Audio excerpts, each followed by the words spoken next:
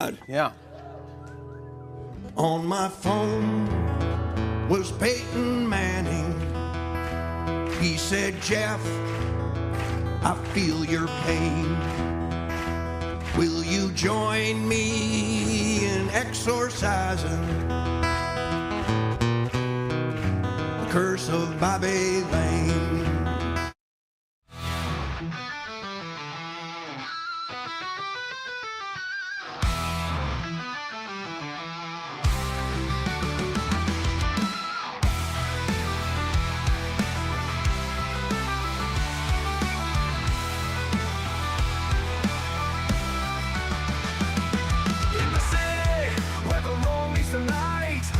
Charge, ready for the fight. No more hearts and steadfast pride. Detroit spirit, we wear it white. Feel the drive, hear the crowds embrace. Rock on, Detroit Lions will rise. With a heart full of dreams and the fire in our eyes. From the past to the future, we'll claim our own. In the home of the brave, we'll proudly have grown. In the city, when the roar meets the night, the Lions charge, ready for the fight. Noble hearts and steadfast pride. Detroit spirit, we wear it white. Feel the drive, hear the crowds embrace. Rocked on, Detroit Lions will rise. Rocked on, Detroit Lions will rise. With a heart full of dreams and the fire in our eyes. From the past to the future, we'll claim our own. In the home of the brave, we'll proudly have grown. With every game, we rise and unite. Feeling the passion igniting the light. Through highs and lows, we'll stand as one. A legacy, a tale that's just begun. Together we roar, together we roar. Detroit Lions will rise. With a heart full of dreams and the fire in our eyes. From the past to the future, we'll claim our own. In the home of the brave, we'll proudly have grown. So let's lift our voices, let's turn it up loud. For the love of the Lions, we'll always be proud.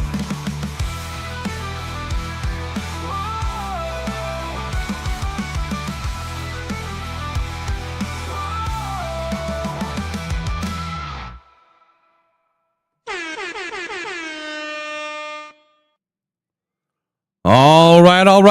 Welcome. It is the Rise and Grind Morning Show. Man, it is Tuesday today, January 13th.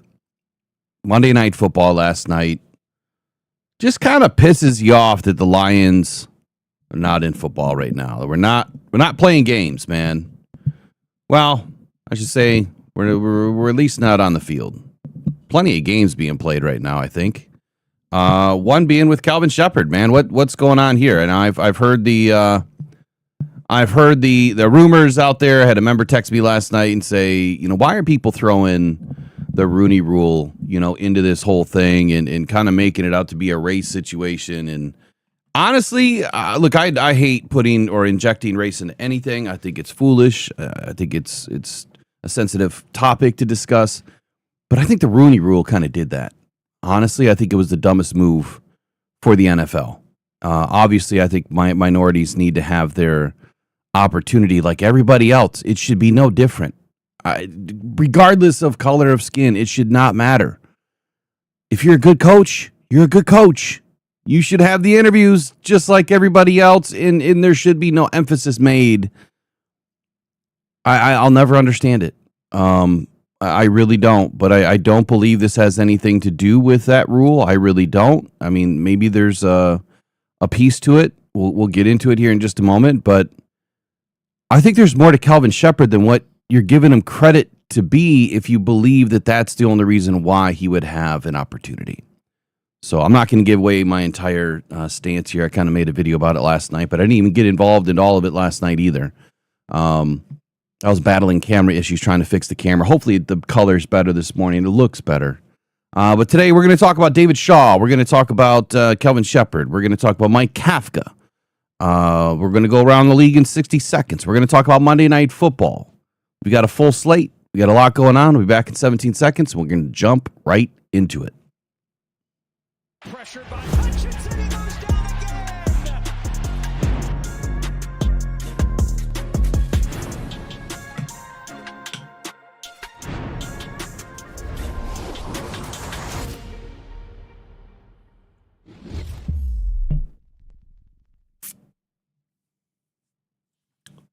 What's happening, Eric? Well, it's a good day today. Aaron Rodgers may have thrown his last pass in the NFL. And once again, just like his last pass with Green Bay, it might have been for a 50-yard interception pick six. Well, something tells me he's going to try to come back. At least he's going to try to come back? At least to be a reserve for a team that suffers a late season injury to their quarterback. I mean, think of the Colts here. You know, they really, I mean, they went to Phillip Rivers. Aaron Rodgers would have been a much better candidate had he been available. I think that Aaron Rodgers will hang around at least for the next season, if not two, to be a backup reserve, late season push, you suffer an injury kind of, deal to a quarterback. I don't believe he's coming back to be a starter, at least right now. But it's 12 hours have passed, not even. Yeah. No idea if he's going to retire. I don't know that any conversation of that has really come from Aaron Rodgers just yet. But what I did notice, Eric, is this. Last night, he's kind of going around the field. He's trying to say, goodbyes or good lucks. Nobody really wanted to be around the dude. No. Did you notice that? Did you see when the game was finally over? The camera guy, like they followed him the whole time, all the way back to the yeah, but nobody stopped to try to interview him. Nope. And Scantling was the only player that tapped him on the back, and he was kind of dismissive. Then he saw who it was. Then he's like, oh, then they stopped and they hugged, and that was it. Yeah, but did you see what happened before that? Came up, all of his teammates didn't come up and be like, oh man, thank you, whatever, blah, blah, blah. That was what he was hoping for, hanging out there on the field, and it never happened. Did you see what happened before that, though, right before the Scantling hug? No. He was walking into that tunnel, and you go down the stairs there. Yeah. And I would say near just past the white line. So as you're exiting the field, you're getting onto the sideline. There was a camera person with a red vest on. And he kind of grabbed him on the back of the shoulder, I think, to kind of push him out of the way. And then I think he kind of missed or whatever. Some more people kind of jumped in line. And then he maybe took 10 more steps. And right before he got to the stairs, he went and pushed the dude out of the way. Yeah. And got in front. I'm like, what kind of shit is that, dude? Are you too good to wait your turn to get downstairs, or what? What's your problem here? So I put a text out last night in old Twitter world, which that account's still shadow banned. I don't get it. It basically said I thought he grew up, but I guess not. Yeah, I guess not. You know what it reminds me of? I mean, Aaron Rodgers is a very talented quarterback, but in the movie. Oh my God, why is my brain escaping me right now? Rudy? No. No. Draft day. Yeah. I forget the quarterback's name, but it kind of reminds me of that situation where nobody wanted to go to the dude's birthday party. Yeah. You're a great quarterback, you got all these these intangibles and but nobody likes you because you're kind of a jerk. But either way, I could care less about Aaron Rodgers, honestly. I really don't. Whatever he does, he does. I have a feeling he's going to be in the political world pretty soon. Yeah, which would be in my opinion, I think he's done. I think that's it. He didn't get to go off on the shoulders of his teammates. There was no big hurrah for him at the end of the game, and I think that kind of disappointed him. I mean, how can he be happy about losing, what was it, 30-6? Yeah, pretty bad. You know, I mean, I don't know how you could ever be happy about losing. They definitely didn't look good. No. The bigger question is what's going to happen with Mike Tomlin, Yes. and is he going to get the John Harbaugh treatment? Like, hey, appreciate kind of putting us into the playoffs almost every year, at least having a winning record, but yeah, time's up. Tomlin's going to go down as one of the best coaches in NFL history. Mm-hmm. If his job opened up, would you ever want him in Detroit over Dan Campbell? No. Ever? No, I don't think he's the. I don't like his coaching style. He's got a certain attitude about him. Je ne sais quoi? Yeah. I don't know what it is. It's just he doesn't talk much. He's very flat. Doesn't seem like a motivator to me. Oh, he's all motivator. He's I all don't know. motivator. That's for sure. I do know that. He's all motivator. Well, he hasn't motivated him into doing much. That team, I mean, they suffered some injuries too. I saw a post last night too where someone was trying to make an analogy between the Lions and the 49ers and the injuries. And I'm like, man, the dumbest post I think I've ever seen in a while is trying to compare the 49ers injury history in 2025 to the Lions injury history.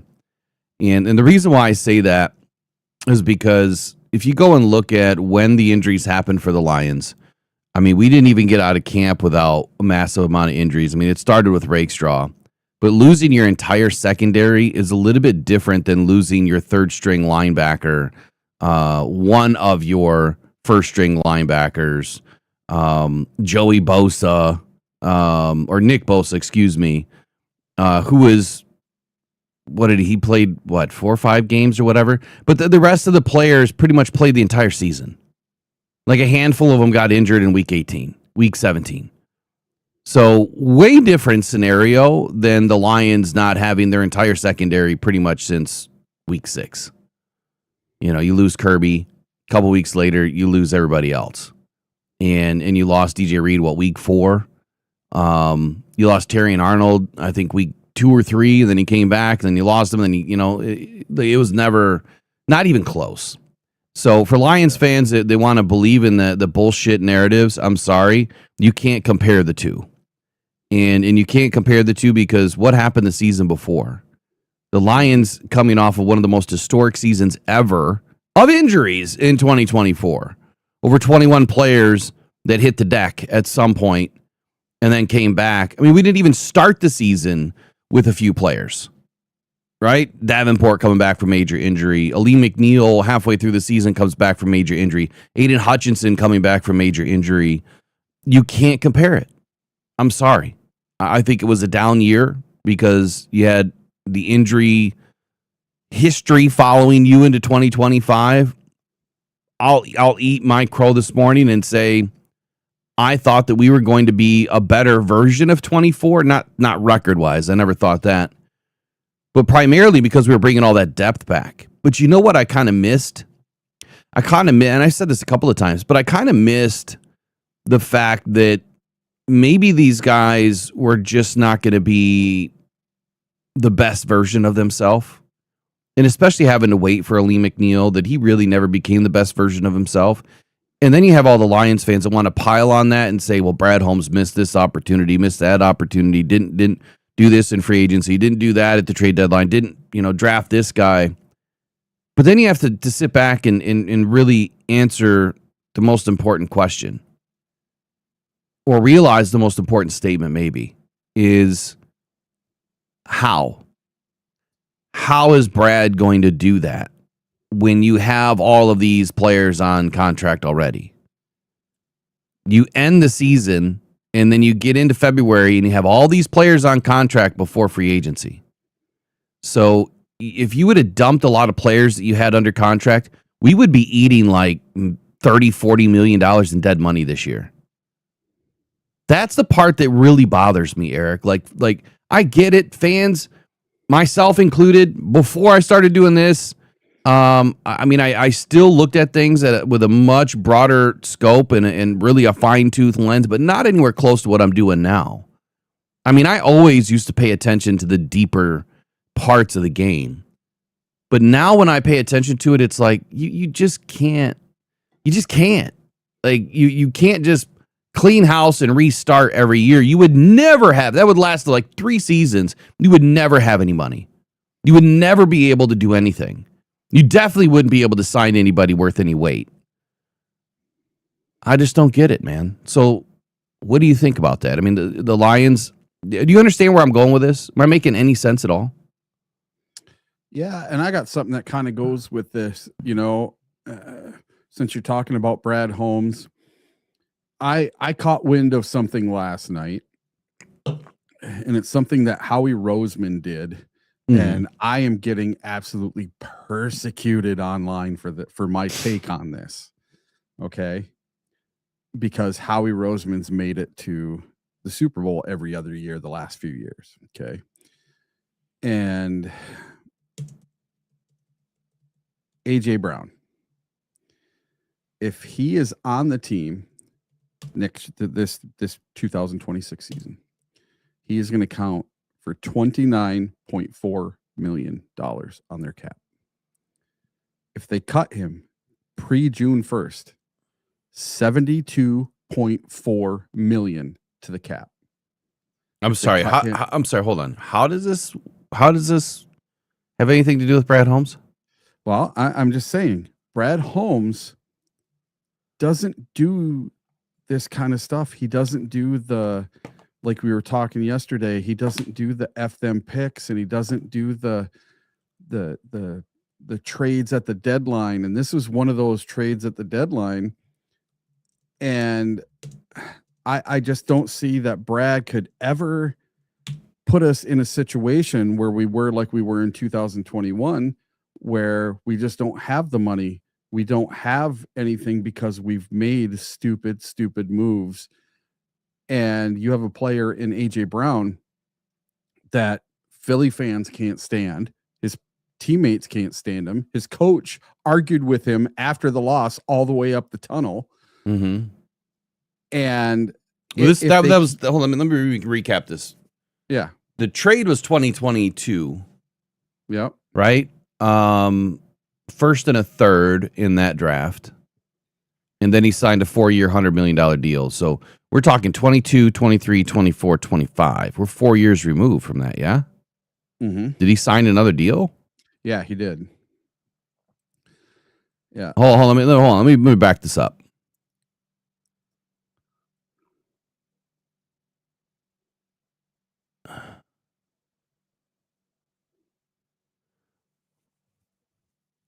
I just want to make sure I understand this. So he signed a 3-year extension in 24. So it's not the trade is not what's killing them. Yeah, it's the extension, which was signed last April 2024. So he's going to be entering his third. So they must have backloaded everything. I don't have his contract in front of me, but they must have backloaded everything if they can't walk away from him. Yeah, just looking at it, if they cut him pre-June, it's $72.4 million. And then if they cut him post-June 1st, it's $45 million. If they trade him pre-June, it's $43 million. If they trade him post-June, it's $16.3 million they're on the hook for. So no matter what they do, that team is screwed for this. I mean, I would say that as you move into the potential out situation, 2027 offers an out where they would have $31 million in dead cap. But I think you have to look at more so what they're paying the guy when they signed him to an extension. I'm looking at Spotrac, and they must have signed an extension in recently, or unless the 3-year extension added on 3 years that start in 27, 28, 29. They must start in 27, 28, 29.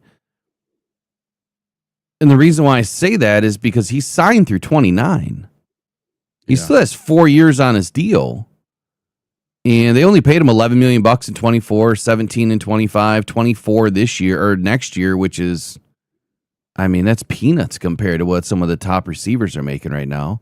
He's going to get paid 23 and 27, 28 and 28, and 29 and 29, which is still, if he's only making 29 million in 2029, that's going to be probably 15 million less than what a top receiver will be getting paid by then per year. But anyway, to your point here, what's your point is what that Brad, because you started off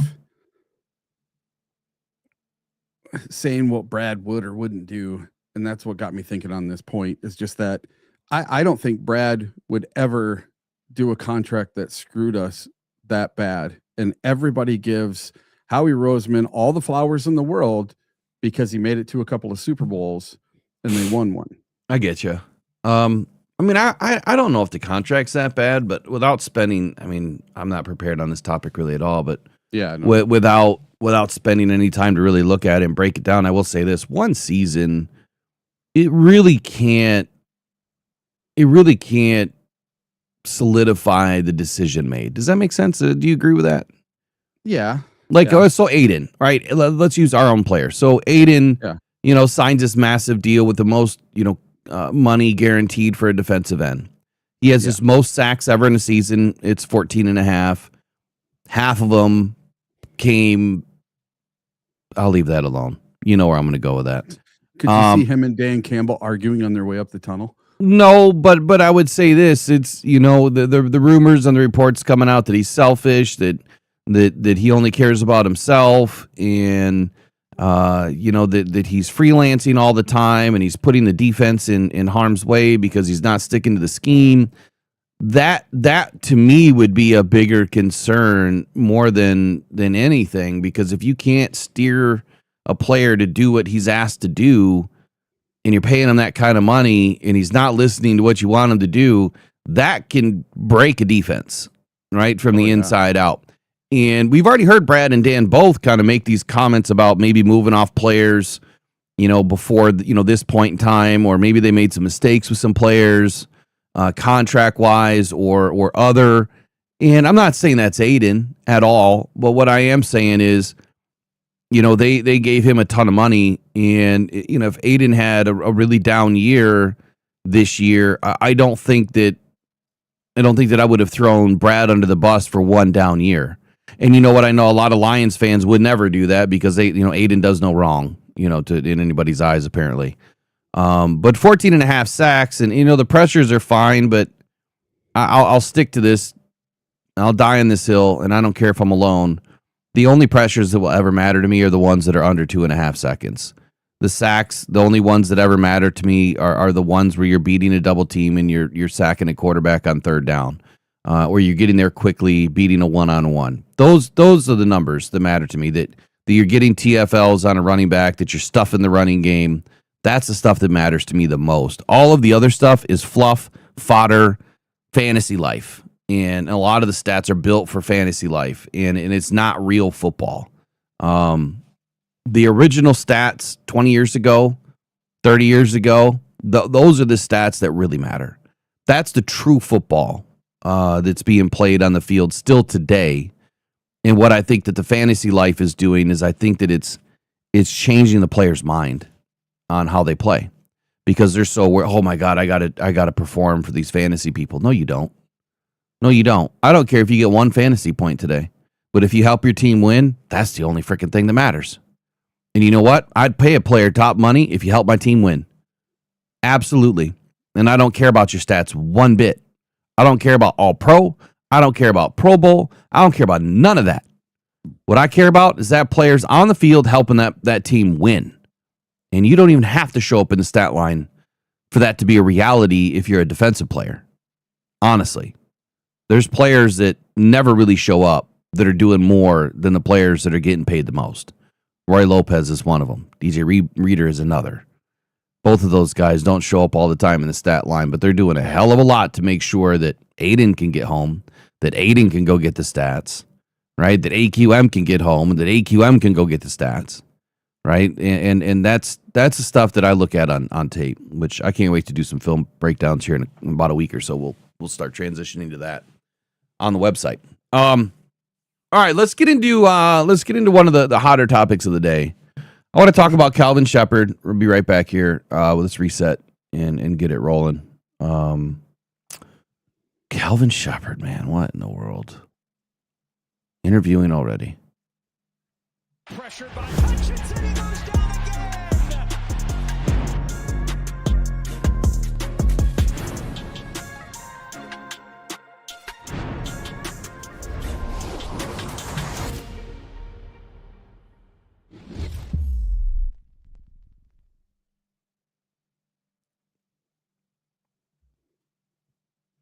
All right, last night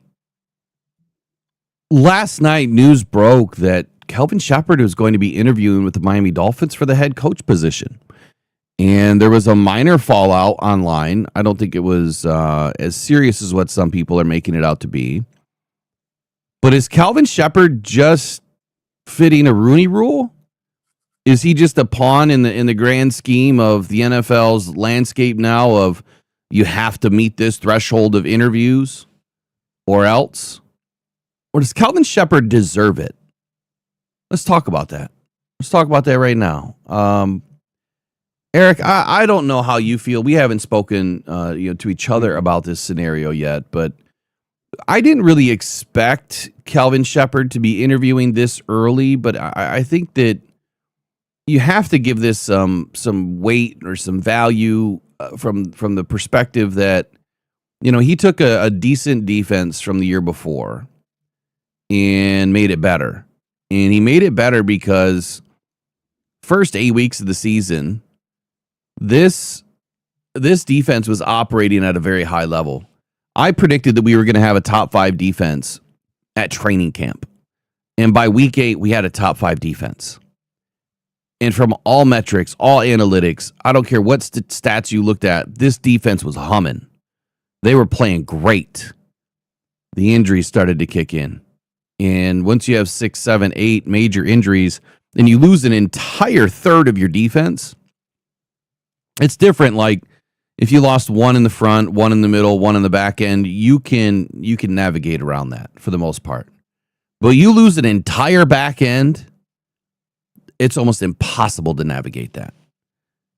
Plus, you had other players that didn't even show up this year because of injury, like Levi Onwuzurike, Josh Paschal, Ali McNeil wasn't back until like week 10. So it's a different landscape this year for this defense. And Kelvin Shepard, in his first year as a defensive coordinator, had a lot of choppy water to keep his boat afloat. And I think he did a pretty damn good job with what he was given and the opportunities that presented itself. But for me, the reason why he's interviewing for the Dolphins head coach position is because the Dolphins are in search of a new identity. I think it's that simple. They're looking for something that they have lacked since the days of Brian Flores, which is not just the grit, but it's the finesse of an era that produced stats, but few playoff wins that came out of the Flores era too. But you bring Kelvin Shepard into the conversation, and quickly it's a man that knows that the Hard Rock Stadium locker room, he knows it. He's been there. He's played there. He knows it from the inside out. He spent the last 5 years in Detroit helping build one of the most imposing and impressive rosters in culture. Obviously, the Dolphins are looking for that. They brought in Mike McDaniel, who to me is he's just that techno kind of coach, that's just hanging out in Miami and just, thumping along the wall all by himself, and team's not going anywhere. But with Kelvin Shepard, he's the DJ. He's going to get that party pumping. And I think that he's going to make this defense in 26 even better for the Lions. But if he gets a head coach opportunity, I think he'd be a better head coach than he would be a defensive coordinator. I'll start with that. Better head coach than a defensive coordinator. His archetype as a player, coach, motivator, hybrid is what he would be bringing to Miami. He's the antithesis of the McVay trend, if you will. He isn't hired to call plays, right? He isn't hired to lead, just men, but his archetype is more of that DeMeco Ryans or Dan Campbell, which is the ultimate motivator. He's a guy that's going to bridge the gap between the locker room and the front office. He's someone that is going to be able to speak the language of the modern athlete because of who he was as a former player, but he's also going to demand that same discipline and respect of the old school disciplinarian. I see a huge culture shock here for Miami if they bring in a guy like Kelvin Shepard. I want to throw out the narrative that Kelvin Shepard is just a Rooney Rule exemption, that Kelvin Shepard is or must be a great defensive coordinator to be a head coach. Mike McDaniel wasn't a great offensive coordinator before he was a head coach. Dan Campbell wasn't a great offensive or defensive coordinator before he was a head coach. So I don't think that fits. I know it doesn't fit. Matter of fact, what fits, Eric, is some people are better teachers than they are doers. It's the old adage that's been around forever. Some people that can play, they play, right? But those that can't do, teach. Well, fortunately for Miami and Kelvin Shepard, not only can he do, he can also teach. He was a great player, and he's becoming an even better coach. He's a big-time motivator, and sometimes it's just the right words, the right motivation to get guys to perform at a higher level. The vision, if you are the vision architect and you have the guys that can develop it, right? Like, I have vision. I can see stuff, but I need a team that can help me build it. I may not know how to do a foundation. I need to hire someone that knows how to do the prep work, the dig out, pour the walls, and start building the foundation. Right? If I did it, the house would collapse in probably a year. But hiring the right people, that house will stand for 100 years. And that's what Kelvin Shepard, I think, would be great at. He's going to be able to pull guys in from around the league. And he'll be able to develop that player coach mentality in Miami or anywhere if it doesn't happen this year. But there's more to this than just Rooney Rule, right? They're bringing in Robert Saleh. Now, I know that the Lebanese, Middle Eastern men, or women for that matter, are not really included in the Rooney Rule, which I found very weird that they don't include them in the minority statement. But Robert Saleh is considered a minority. I look at it that it's, I don't believe this, but I'm just going to say it. It's the anyone that's not white rule, that they have to interview somebody just to make sure that they hit their quotas. And I think it's BS. I think that when you bring a guy in like Kelvin Shepard, you're saying, we want change, and we want someone that we know can be the change. And Kelvin Shepard can be the change.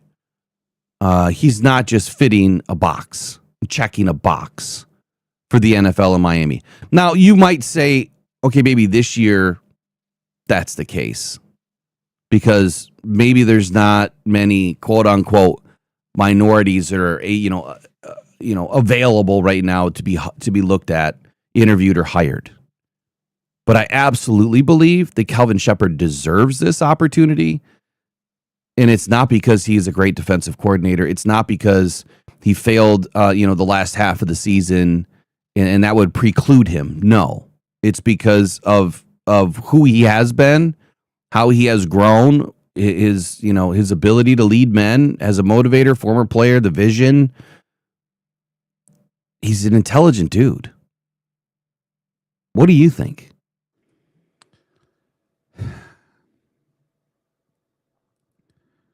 I think that the Rooney Rule is just stupid,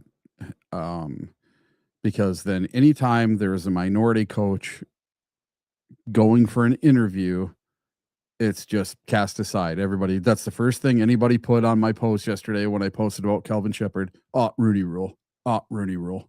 Rooney Rule. Okay, well, I'm going to tell you something right now. What did they say in 2022 when we went 9-8? And Aaron Glenn got his first interviews. Rooney Rule, Rooney Rule, Rooney Rule. What'd they say when we went 12-5, made it to the NFC Championship game? And then Aaron Glenn did some more interviews. Oh, Rooney Rule. Well, what they say after Detroit went 15-2. Then they were saying, yeah, he didn't have his head in the game on that last game of the year. But other than that, he was really good and he deserves to be a head coach. So you got to start somewhere. And the way Dan Campbell has done things, he is breeding head coaches. He is teaching people how to be a head coach. And what's the hottest head coaching type in the NFL right now? Dan Campbell disciples. Everybody wants a piece of Detroit. Everybody wants to be like Detroit. Everybody wants to go from 3-13-1 to 15-2 in 4 years. Everybody wants that. And if they can get a piece of it, they're going to try to get a piece of it. And I don't know if Kelvin Shepard's ready or not. I don't know if he wants it or not. I don't even know if he's going to do the interview or not. It has not said. It just said they requested an interview with him. So to me, the whole Rooney Rule thing, you can just take that and throw it in the garbage, because that's what everyone said about Aaron Glenn. Well, Aaron Glenn is now the head coach of the New York Jets. And it's not because he's a minority. It's because he was a good coach and he stuck with Dan Campbell and he did what he was supposed to do. He never had the best defense in the world. Did Aaron Glenn ever have a top 10 defense every year after year? Nope. Never happened. But he still got a head coaching job and he got lots of interviews before he got that first job. He interviewed for the Saints. He interviewed for the Giants. He interviewed for all sorts of job openings. And he didn't get them, but he got the job with the Jets last year. And I just, in my opinion, you got to take that Rooney Rule and throw it right out the window, because just like the Patriots with Bill Belichick, look at all the head coaches that came out of that tree right there.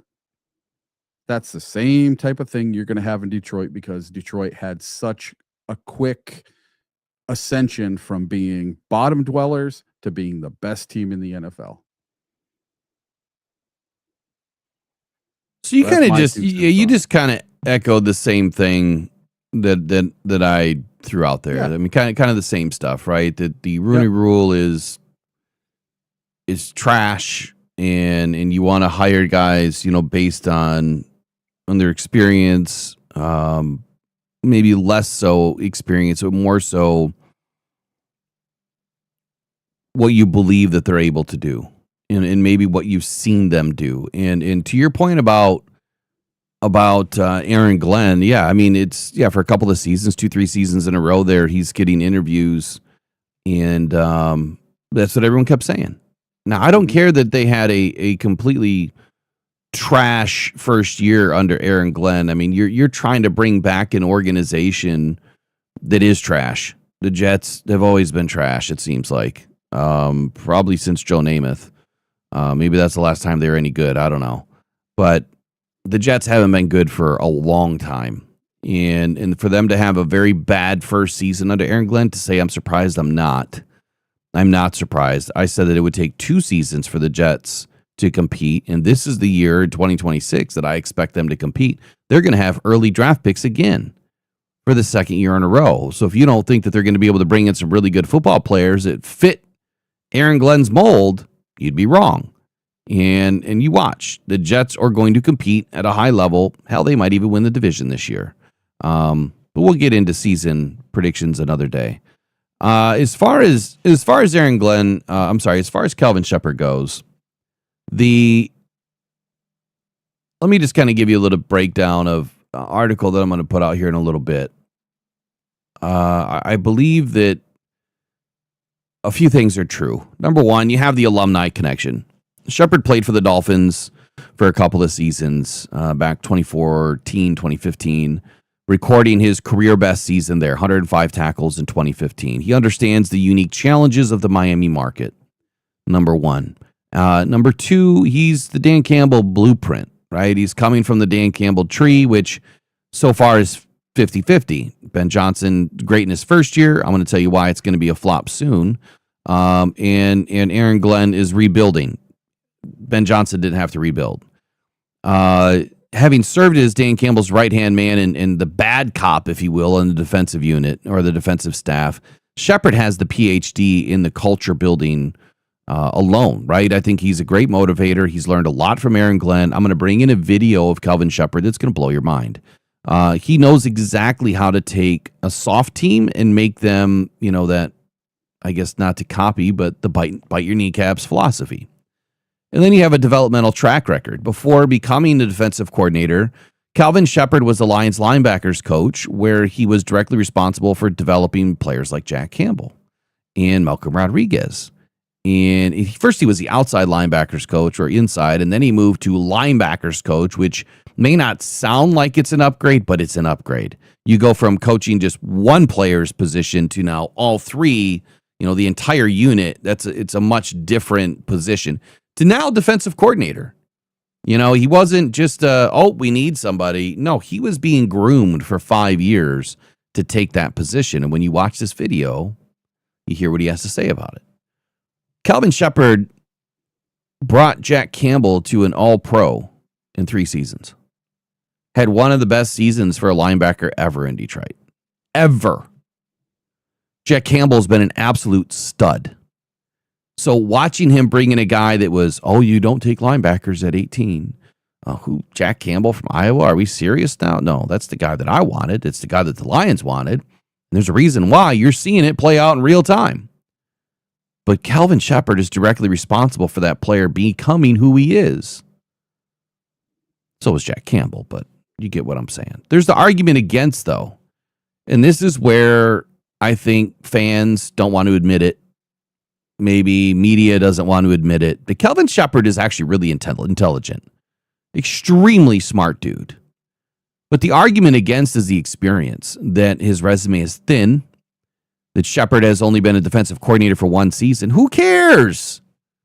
Who gives a rip about being a defensive coordinator? Right? I mean, I would hire a guy off the street if I knew that they were going to be Dan Campbell in 3 years. It had no experience. You might be surprised when you hire people with no experience what happens. Hell, people took a risk on hiring me with no experience, and I led some of the largest sales departments around the country to their best numbers ever. But I didn't have experience. Hell, I didn't know anything about the business. So it can happen, right? The Lions defense really regressed statistically in 2025. However, it's not all his fault. It's really not. It's really not. When you look at all the injuries, yeah, we went from allowing 20.1 points per game to 24.3, and the last 5-6 games of the year were averaging probably 30 points per game. Not good. But you're doing it with players that don't belong to be out there playing for what it is, I guess. Of course, there's risks. There's what you call the rah-rah ceiling. It's an emotional leader, emotional motivator. That all works great when you're winning, but can it rub players the wrong way when you're losing? That's always been a very tactical approach, and I think that some things can kind of break down on you if you can't have the other side of it, right? Which is developing. He can develop. There's also staff construction. Maybe for a first-time head coach with a defensive background, they have to hire elite offensive systems and coordinators and personnel, and that is true. He may not be an offensive guru, but you know what, Eric? I don't know that. You don't know that. None of us know. What does he really know about the offense? He's a defensive guy. I really don't know. He may know more about the offense than what we realize. Mm-hmm. It could be something that pops off the page. Strengths as a head coach for Kelvin Shepard. He's obviously an alpha, clearly. He's arguably one of the most intense coaches in the league right now. He has that transformative voice about him. I don't care if it's film sessions or or whatever. Practice when you're out there practice listening to him, man, he is so fun to watch. But he holds everybody accountable. He doesn't care how much you're getting paid. He doesn't care if you're a first or seventh round pick. You're gonna do the damn rep the right way or don't do it at all and go home. And he'll say that to your face. He don't play drama, just like Aaron Glenn. Aaron Rodgers, get the hell out. I ain't doing it. That was Aaron Glenn's first move. Schematic aggression as a disciple of Aaron Glenn. Maybe he believes in too much chaos. I could see that. And then relatability. Players run through walls for him because he has done it before. Right? He has done it before. He's been a player. Now, the biggest question, Eric, is what do we lose? What do we lose and who do we interview? And are the Lions going to interview? And again, I'm going to say this from last year. If you have people interviewing, that should give you the right to interview yourself for a potential replacement. And you better do it now. Don't wait 2, 3, 4 weeks and everyone gets scooped up. Interview now. You know why? Because you might interview someone and say, all right, so if Kelvin doesn't leave, we are going to retain him, but would you like to be part of his staff? And then if he leaves next year, you have the, immediate first opportunity to be the defensive coordinator. That's how I would approach it. And I'm not saying that works, but that's how I would approach it at least have the conversation. So we would lose an emotional heartbeat, I think, in Detroit. I think that we would lose that bad cop, good cop narrative with Dan Campbell and Kelvin Shepard. But who do we interview? Sean Dion Hamilton? Who else do we interview on the defense right now? Internally that could take over. What is our options? I'd be lost. Casey Rodgers? Yeah. No. He'd have the most experience of anyone. I don't even know if that's true. You know what I mean? As far as internal. Yeah. I haven't looked, honestly. Yeah. Well, there's one thing that both you and I kind of skipped over. Okay. And that is the fact that there are 8 teams that are looking for head coaches. Oh, yeah. Offensive coordinators and defensive coordinators. And then there's probably another 7 or 8 teams that are looking for either an offensive coordinator or a defensive coordinator, depending on who gets these jobs. It's a massive reshaping of the NFL, and there could be 9 teams by the end of the day. Huge, yes, and there could be. And listen, and then there's 2 more OC/DC jobs and another head coach job, and then you have all these people being put into this pool, so teams are starting to think outside of the box. When you have teams that are interviewing defensive coordinators for head coaching positions from teams with losing records, like the Arizona Cardinals, their defensive coordinator had an interview. So I'm throwing the whole Rooney Rule thing out the window. I don't care whether the person is black or white. Teams are starting to think outside the box. They're looking at not so much the results on the field, but the knowledge that the person holds and if they would be a good head coach or not. And I think it's the first time that I can remember in NFL history where we're kind of getting away from just the hot name. Because do you remember last offseason, wasn't it Cliff Kingsbury from the Commanders that was like the number one it guy? He could have any job he wanted, just like Ben Johnson. He could have had any head coach job he wanted. Now this year, he's barely getting a sniff. So with all these 8 or 9 jobs opening, and then you have defensive and offensive coordinators for all of those jobs as well, man, people are going to have to start looking outside the box for coaching hires. A lot of people are going to be getting promotions here very quickly. So you can't just get a guy that went 14-3. There's only so many, what's his name? Cliff Kubiak or whatever for Denver. There's only so many of those guys around.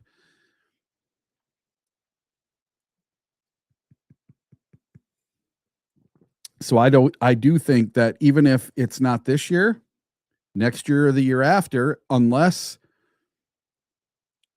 he takes his name out of the searches, he's going to be a hot name for a while. Because Dan Campbell is bringing Kelvin Shepard up to be the next head coach. And he's been grooming him ever since he got there. If you remember in Hard Knocks, he told him, yeah, don't cut your hair. Be yourself. You be you, and you're going to be a head coach someday. I remember him telling him that. And he's like, oh, no, coach, I don't want to be a head coach. I just want to be, I just want to be me. And you could tell he wanted to move up in the defense. He wanted to be the coordinator. And it's so cool to see, because of Hard Knocks, we got to see Kelvin Shepard when he first became the linebackers coach, all the way through now to being the defensive coordinator and possibly a head coach of the Miami Dolphins. That would be a very, very neat arc to watch happen in real time. And I'd be nothing but happy for him.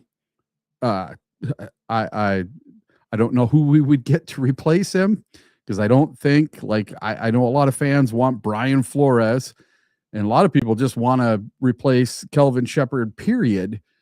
I don't think he did that bad of a job in his first year as DC.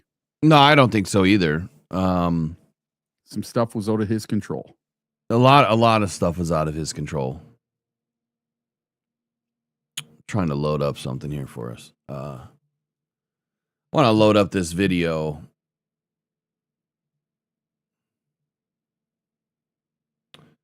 Give me just 2 seconds here. We'll be right back. Take a quick break. I'm going to load up a video with Kelvin Shepard. And when you listen to this, when you watch this video, you are going to quickly come to realize what was happening inside the walls at Allen Park before the 2025 season. We'll be right back here. Give me about 60 seconds. Yeah. On my phone was Peyton Manning. He said, Jeff, I feel your pain. Will you join me in exorcising the curse of Bobby Lane? Just like that, we started winning. Just like that, we were playoff bound. Just like that, way up in heaven, Bobby Lane turned around. Say goodbye to all that sorrow. Say goodbye to all that pain. Say goodbye.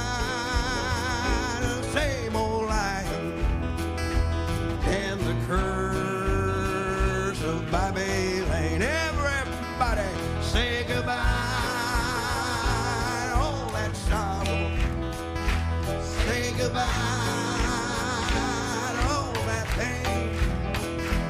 Say goodbye to the same old life and the curse of Bobby Lane.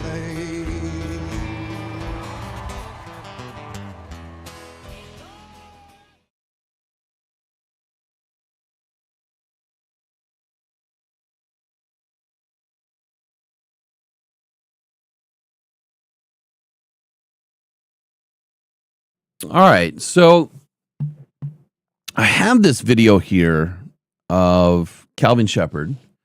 This was back in 10 months ago. 10 months ago, interviewing with Danny Rodgers, and kind of talking about his new opportunity as defensive coordinator and what it means to him, and kind of the evolution, if you will, of Kelvin Shepard. And when I was trying to do a little research for the article and learn more about Kelvin Shepard since last night, I found this really intriguing, some of the things that he had to say. So I'll probably start and go through this. It's about 9 minutes long. But we'll just hang out. We'll watch it.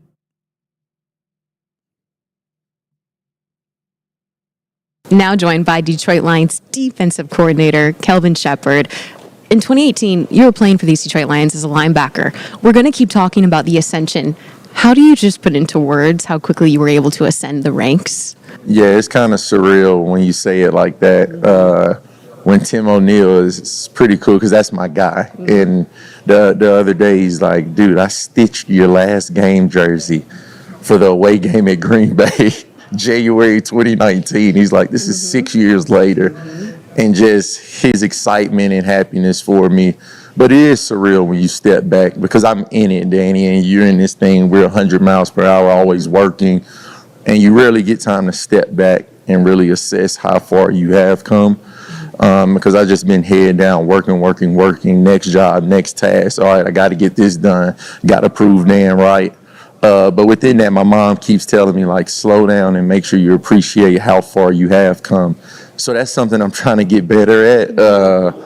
And it's a true blessing. I've been fortunate to be around these tremendous people in Detroit who's allowed my growth through the work that I've put in. But again, they've given me the opportunity for this. You've talked a lot about Aaron Glenn and what he was able to do in terms of putting more on your plate, letting you game plan more and come up with the first and second down game plans all of last season.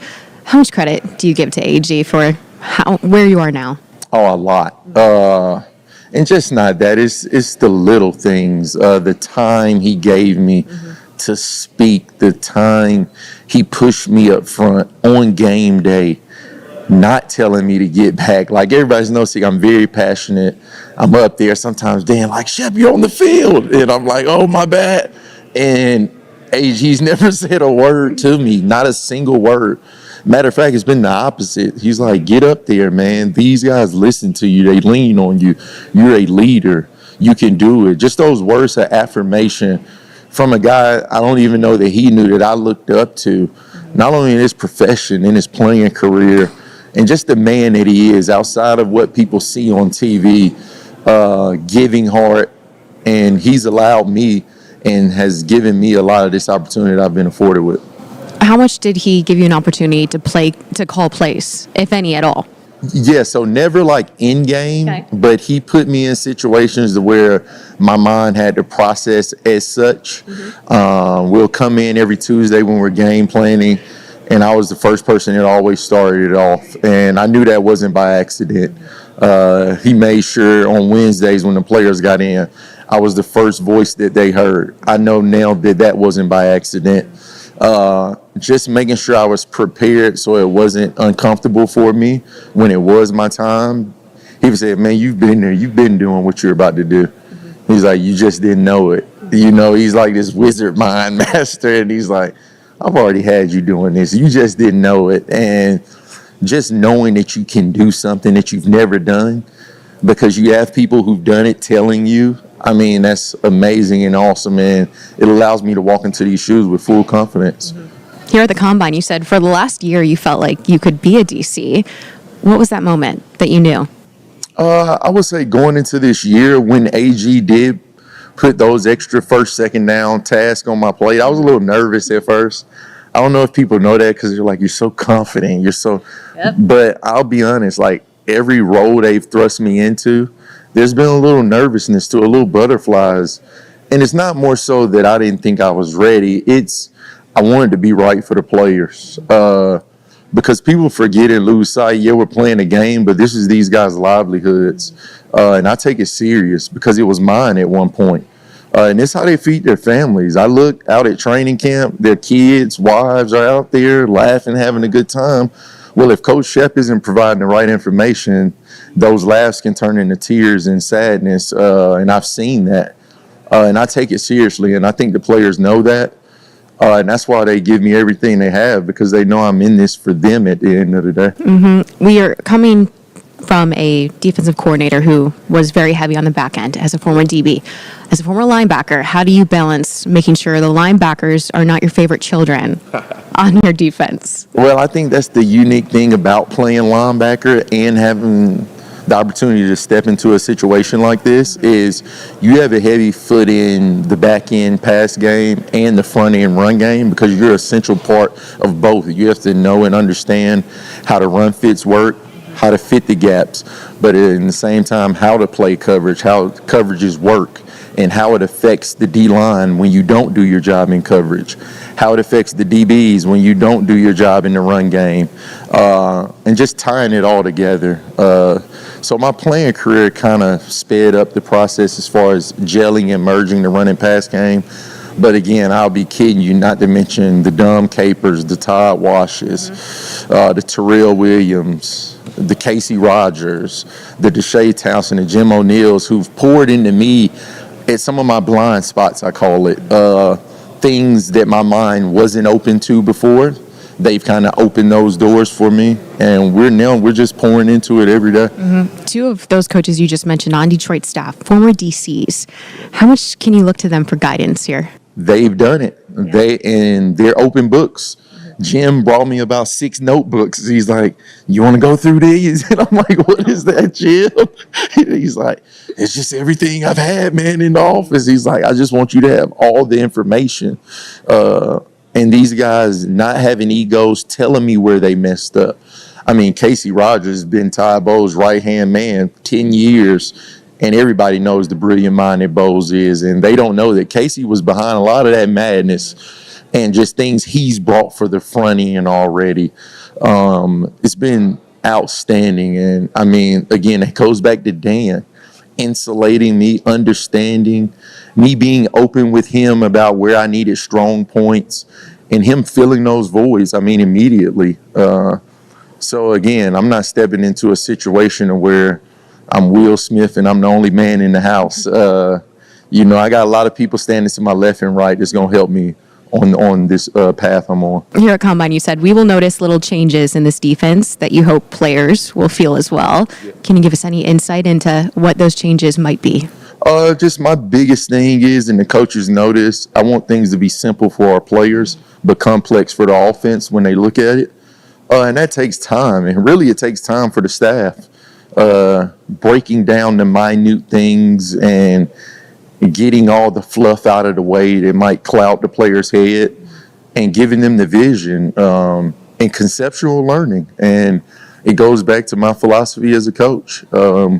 Everybody on the field should understand some form or facet of what all 11 are doing. And for that to happen, the coaches have to understand it. So, I mean, it's like a damn clinic in there right now every morning that we bang away at it. And, I mean, everybody has a hand in it. Everybody has a voice, and all pens are out and notebooks are open. I mean, it's a thing of beauty. What was your initial reaction when you did, whether it was a phone call from Coach Campbell or he called you into your office and he said, "You're going to be the DC of the Detroit Lions"? Yeah, he actually, after he interviewed my guy Larry Foote, who, might I add, was deserving of opportunity. He was down there on the same staff with Casey Rodgers. I know his work. I've seen it on film. I've had friends who've played for Foote. So there was no feelings towards that. I understood. I was excited for him. People say, that's weird. You're excited that Detroit interviewed Foote for the same job you wanted? Absolutely. Healthy competition is something I preach to the players. So I have to live that life. And I was happy that he got afforded the opportunity, but Dan ended up interviewing me the next day, and before we hung up the phone, he essentially said, "Are you ready to be the next defensive coordinator of Detroit Lions?" And I mean, it's one thing to think it, it's one thing to hear rumors, but for Dan to say that to me, I believe it was a Saturday. I was actually at my house in Florida, and it was humbling. I told him, "Thank you. My family thanks you." And again, it's now time for me to prove him right. Ha! Popping up in my own algorithm today. That's funny. It's hilarious, actually. There you go.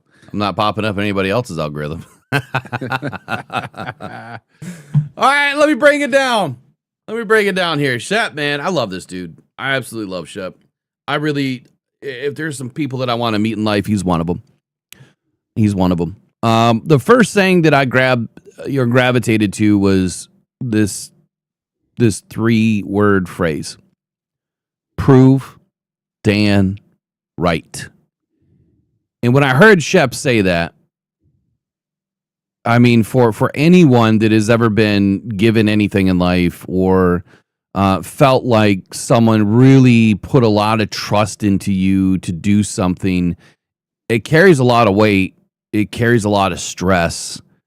And if you're forever grateful, which you can clearly understand Shep is, he just wants to prove Dan right, that Dan made the right choice by interviewing all the right people, interviewing Shep last, which when I heard this again last night, and it reminded me that he was not the first interview, right? Because he's been interviewed for 4 years prior to this. Dan already knew what he needed to know. And Aaron Glenn already knew what he needed to know. Shep didn't know that he knew what he needed to know. It's kind of funny how it works out.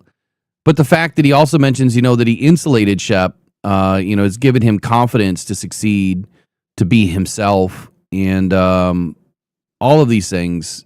When you really pay attention to the nuance of the conversation, and the things that I pull out from this are, Kelvin Shepard not only was the right choice, but he is so much more than what people are giving him the respect and latitude to be when they're saying that he's just a Rooney Rule. He's anything but. Kelvin Shepard is the right dude. Very confident.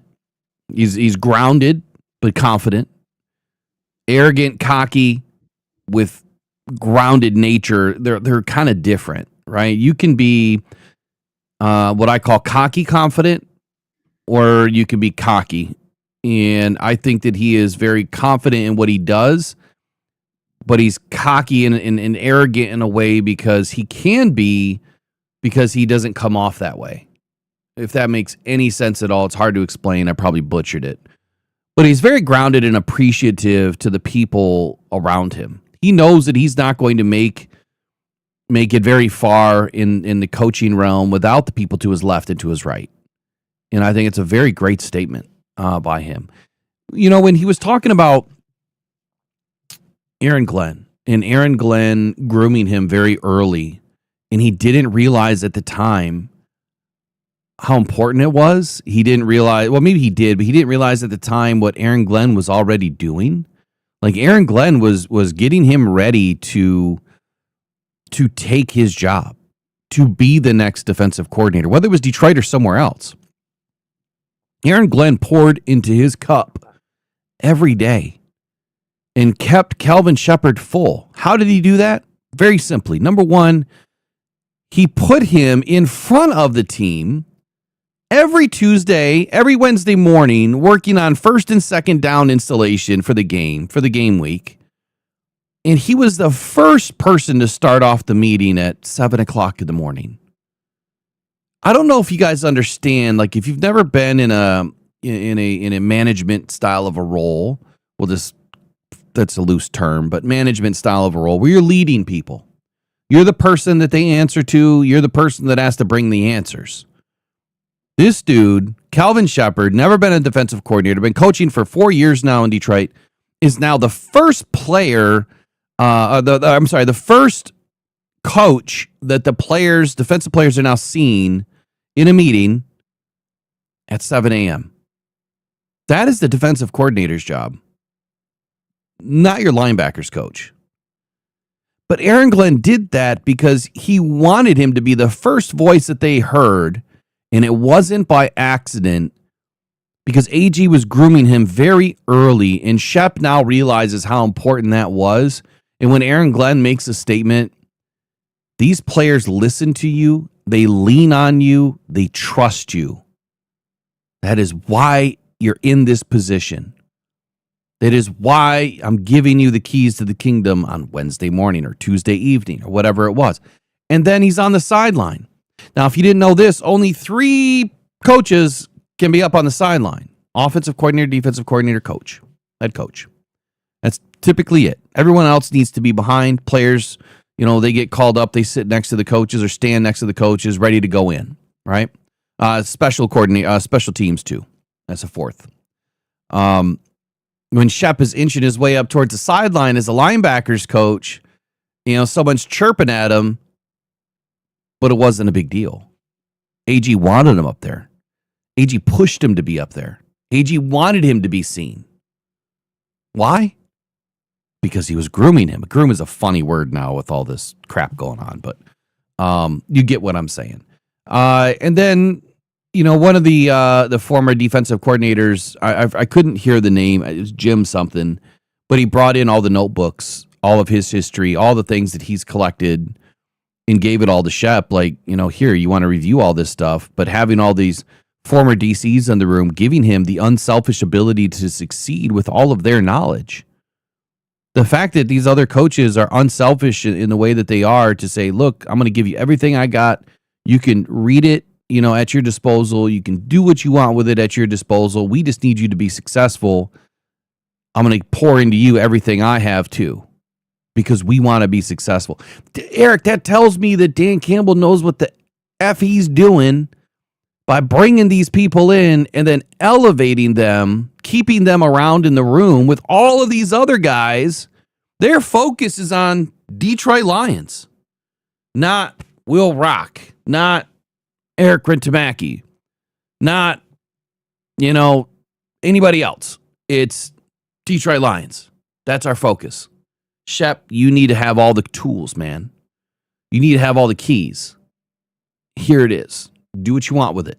Be successful with it. Shep loves the competition. He appreciates being selected against the best.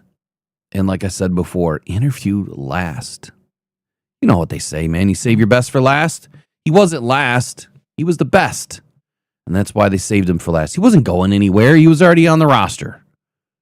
He just needed to be told that he was going to be the next defensive coordinator. So how powerful of a interview was this for you? Yeah, I loved it. And got me thinking to one thing. Who did we interview for defensive coordinator before Shep? Larry Foote. Was he the only one? There was a couple of others. I can't remember all the names right now, but Larry Foote, former University of Michigan, was he a running back for them, I think? Or a linebacker? No, he was a linebacker. And then he was a coach down at Tampa. I wonder where he ended up. Maybe he stayed with Tampa. I don't know. I don't remember all the interviews from last year. I can do a quick search and see if I can find it, but doubtful. Larry Foote is the only one that popped up right away. They might have interviewed Deshea Townsend, defensive assistant David Carrero. So that's another name that's not even getting thrown around. Like, he's a defensive guy, but I don't really know much about David Carrero, whatever his name is, or however you pronounce it. I wonder if he's next in line. I can't see Deshea Townsend right now being next in line for defensive coordinator. When it comes to defense, that's where I do want to go external. If it's not Kelvin Shepard sticking around, I do want to see them go external for defensive coordinator, without a doubt. I mean, you need someone that has been there, done that. It's a little bit different than offense. See, I think offense and defense are two totally different animals. I think with offense, you need the new, the latest, the greatest, the innovative. With defense, there's things that work and have always worked. Why do you think Vic Fangio has been so successful for 30 years? Running the same shit for 30 years. Because it works, and it's hard to stop. So I think defense is a totally different animal than offense. Offense, you need the newbies. You need the guys that have seen the different stuff, that are trying to scheme things up a little bit differently with the new rules. Because a lot of rules have changed over the last 10, 15 years that have helped this become more of an offensive league. And they're the ones that are more nuanced with the rules. They understand the limitations. And if you see what we tried to do last season, we try to push against the rules, which is what Ben Johnson, Dan Campbell have always tried to do. They're trying to push it to the limit, which reminds me of that song, Push It to the Limit. How's that song go? Yeah, something like that. Anyway, That's what they're trying to do. And it bit him in the ass multiple times because, as Jared Goff said on that one touchdown where he was not lined up behind the center but was lined up, the whole rigging of the Kansas City game, they were pushing it to the limit. And the NFL found a way to back out of it. So anyway, final thoughts here on Shep. Good video, good interview, and I think it really helps you identify why he's in the position that he's in and why he is uniquely qualified to be a head coach is because he just listen to the dude talk. He's super intelligent. Super intelligent. He's a motivator. That's really what your job is. As a CEO, your job is to motivate your people. Your job is to give your people the information to succeed. They have to take that, internalize it to become successful. And then each level down has to be somewhat of a shell of what you are. They have to motivate. They have to give their people the information to succeed. But if you never set them up for success, no one's going to be successful. So it's from the top down, man. I think that Kelvin Shepard has been through probably the best situation anybody could have been placed in. He's learned from a lot of really good people. I have a short list here. Anything else you want to add to that? Well, just say that we do lose Kelvin Shepard. Mm-hmm. Would you be interested in bringing anyone from the defensive staff of the Texans to town to give them a shot at running the defense? I haven't looked into the Texans, but what I did do is I compiled a short list of the Lions' defensive room. And here's my breakdown so far. The experience, play calling experience, overall years of coaching experience. I'm just gonna throw these names in and kind of rattle them around a little bit. So number one, Jim O'Neill, defensive assistant for safeties. His coaching background and experience, Jim O'Neill has the most direct experience for the role, having previously served as a defensive coordinator in the NFL for two different teams, the Cleveland Browns in 14 and 15 and the 49ers in 2016, so 3 seasons. He has also been a college defensive coordinator at Northwestern. His prior experience calling plays at the NFL level makes him the most experienced option probably on the staff. And then you have Casey Rodgers. He's the run game coordinator, defensive lines coach.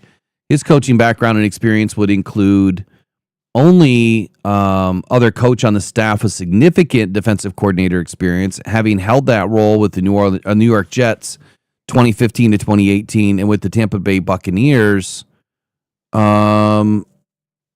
He was the defensive lines coach, I believe, from 2019 to 2024, if I'm not mistaken. He was a co-defensive coordinator and run game coordinator with Tampa, I believe, as well.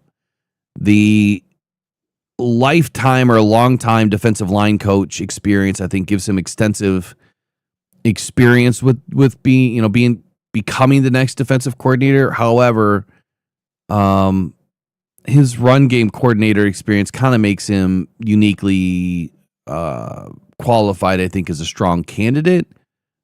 I'm just not, and I don't know how you feel, but I'm just not as excited about Casey Rodgers.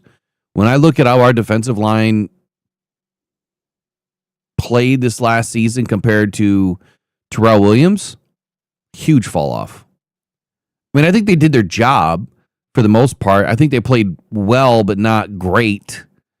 I saw way more out of Terrell Williams on that defensive line with, 7th, 8th defensive end than I did under Casey Rodgers with 2nd and 3rd string at times, mostly 1st string.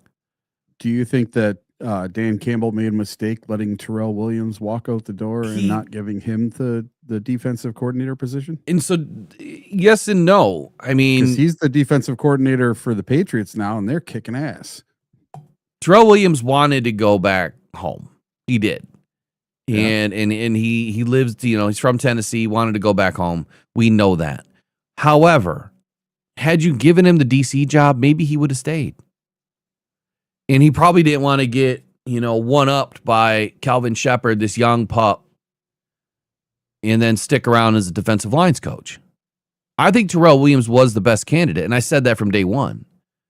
But the next best candidate was Kelvin Shepard. Terrell Williams, by far, was the best candidate. Unfortunately, he's battling prostate cancer right now. So you have no idea how long he's even going to be around. And then you have Deshae Townsend, pass game coordinator, defensive backs, coaching background and experience. Deshae Townsend has been an NFL coach since 2011. Primarily as a DB coach, he currently serves as the pass game coordinator, which gives him the responsibility for a major phase of the defense. And while he has not been a full defensive coordinator, his role in game planning against the pass game kind of makes him a logical candidate for a promotion, but not DC. I don't see it. I would rather see Deshae Townsend get more experience around the defense, coaching linebackers, coaching defensive line before he takes that next step. I really believe the defensive line is probably the most critical position to coach to be a defensive coordinator. If the two were to match up in any way, shape, or form, I think that's the trajectory for me. Then you have Sean Dion Hamilton. I mean, obviously, no. I mean, he's a former player. I mean, he's been a coach since, 22 or 21? He wasn't going to make the roster, decided to be a coach instead. And being a former linebacker who transitioned into coaching, it's a great story. Serving as a defensive assistant and assistant linebackers coach before being promoted to linebackers coach. He does lack the coordinator experience, but he does have a rapid ascent within the Lions organization so far. Again, I don't think that he's qualified enough. David Carrero, senior defensive assistant, outside linebackers. His coaching background and experience has a long history of coaching with the NFL, Miami Dolphins, college, and even high school. He has served in various roles, including defensive coordinator at the Division II level. His senior defensive assistant title suggests a wealth of knowledge and experience, but his recent roles really have not been on the direct coordinator track for the NFL. So I'm kind of out on him as well. And then you have Caleb Collins, defensive assistant, coaching background and experience. Caleb Collins has been a defensive assistant with the Lions, focusing on the secondary. He joined the team after spending time at the collegiate level, including a role at Baylor as a positional assistant. He is considered a developmental coach without the prerequisite or requisite, experience to become a defensive coordinator, taking a promotion to the next level. No way, no how. And that's really it. I mean, I think there's a couple more guys on the roster. You have Dre Thompson, August Mangin, or Mangin. August Mangin is a defensive assistant. Again, assistants are typically developmental guys. And Dre Thompson is the William Clay Ford minority coaching assistant, defensive quality control. That name just bothers me. The William Clay Ford minority coaching assistant. What are we doing? Just the dude's a defensive assistant.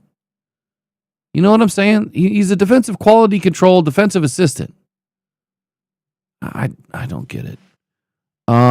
Anyway, he's not qualified. Like not enough experience. Like the WCF patch that they had on the jerseys forever that they finally took off. I mean, that was obviously to honor William Clay Ford, but yes, but people hated it because he was the reason a lot of people thought that the Lions were bad for so long. Yeah, I don't know. Now, I've been monitoring the chat and hearing a lot of talk about Flores and Jim Schwartz coming back to be the defensive coordinator if Kelvin Shepard leaves. But I'm sorry to inform all you guys that Brian Flores and Jim Schwartz are trying to be head coaches again. Jim Schwartz has interviewed with the Browns and he's interviewed with the Ravens so far. I think for the first time ever, you may see a former Detroit Lions head coach get a second shot, and it might be Jim Schwartz. Yeah, even if he wasn't trying to be a head coach. He hasn't been fired, right, Schwartz? Well, the whole staff was, because Kevin Stefanski was fired. So that's when right. he's fired, the whole staff is fired. So he's Well, a free agent right now. sometimes some people are kept around. But he's a free agent right now. He did interview with the Browns for their head coaching position, and what a crazy move that would be. I think that's his best shot, but then he also interviewed with the Rams, and he interviewed right away. The first interview that the Browns did was with Jim Schwartz. Even as a free agent, I don't see why he would want to come back to Detroit. Yeah. I really don't. No, and Flores, he's got his eyes set on bigger things. I don't see him coming here. You know, everybody loves his defense. I would rather go after somebody from that Texans squad. I don't know. You can't just take their defensive coordinator on a lateral move. The thing with Brian Flores, he's a free agent because his contract is done, so he can go wherever he wants to go.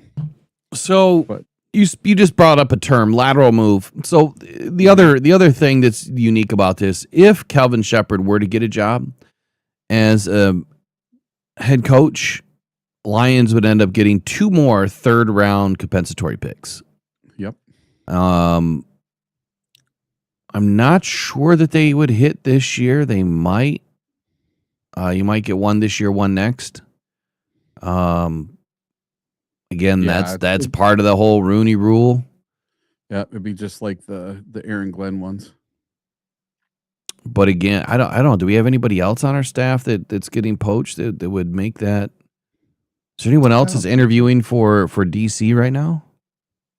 I haven't heard of anybody else. And is there anyone interviewing for executive office jobs like GM? There was one, but he didn't get it. Matt Ryan got it down in Atlanta. Yeah, Matt Ryan that's a smart move. Yeah, smart move there. But I you know, we're talking about the Detroit Lions right now, but I see a big shakeup in the NFC North as far as maybe not head coaches, but coordinators go, because you have Jeff Hafley for the Packers that's getting a lot of interviews, and then one of their pro personnel people just became the GM down for the Dolphins, and then you have Flores who wants to go and be a head coach. What if both of those defensive coordinators are gone for those teams? And then you have the Detroit Lions lose Kelvin Shepard to a head coaching job? Wow, would that shake up the NFC North if 3 of the defensive coordinators are gone to head coaching positions? Yeah. Because right now there's 8 jobs open, possibly 9. And if teams are getting tired of recycling the same old guys over and over again, they're going to start looking at defensive coordinators, offensive coordinators, people that just normally wouldn't be on their radar. They're going to start looking for other people. They're going to look for that next diamond in the rough. They want the next Ben Johnson. They want the next Dan Campbell. They want the next whoever they can find, Kyle Shanahan, that they can get to lead their team to success. So the NFC North could get really, really shaken up.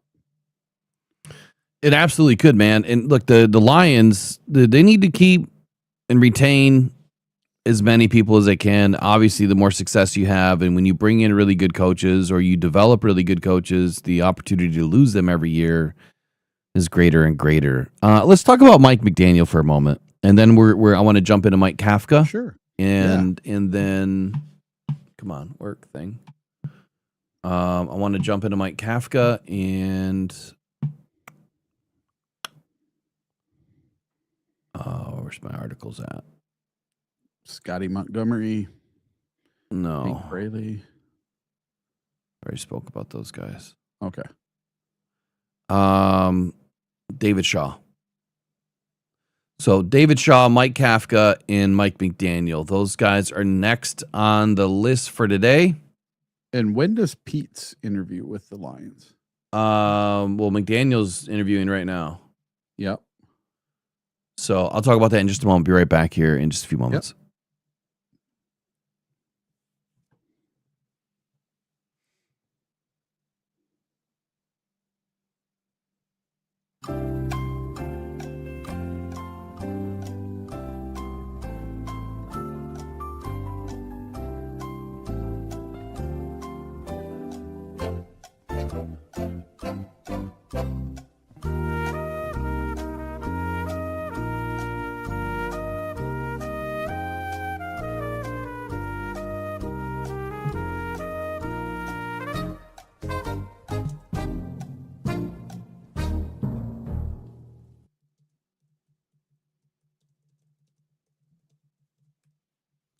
All right. I was going to give you some Jeopardy questions while we were waiting there. Maybe we'll do that next week. So I do want to add some segments for the off season, like we do every year. This year, I plan on reshaping everything. Had a major breakthrough with some of my medical stuff over the last week. Some blood tests and that came back that were really bad. But bad meaning now I know more, and hopefully we can get some things fixed, which will allow me to do more content. So I have some energy back. So I'm glad that we at least found some critical information out. But I got to thinking again, like last year, we had Corey on, and with him taking a new job and his brother being in the league and on the team, some of the Lions personnel felt that it was not a great idea to have him talking about other Lions, in a potentially negative way. But the one thing that he was going to bring was the game show. He wanted to do the game show and create a segment that was, all about some sort of a game that we were going to create. And here's what it requires, though. It's going to require people to call in they're going to have to be able to call in because they have to be able to give their answers, live, or I'll bring them into the back room. They don't have to be on screen if they don't want to be, but they can at least just join the link and be part of the game show. So I do want to do a game show once a week. And whether it's a half hour or 10 minutes or whatever, I do want to do a game show once a week. And then at the end of the month, those winners from each week or every 5 weeks or whatever will join to do another game show where they can win a prize. So I think that'll be started probably next week or so. I just gotta build the graphics, gotta build the idea, then we just gotta do it. We gotta pick a day to do it. Mondays sound good, or at least right now. All right, so Kafka. He's the next name on the Lions interview list, but Mike McDaniel right now is interviewing today with the Detroit Lions. Now, I know a lot of people want Mike McDaniel. The reason why I put the poll up the way that I did is I can only put up 4 names or 4 options, right? So the first one was trying to narrow it down to who's available. And then the second one, narrow it down to who's available.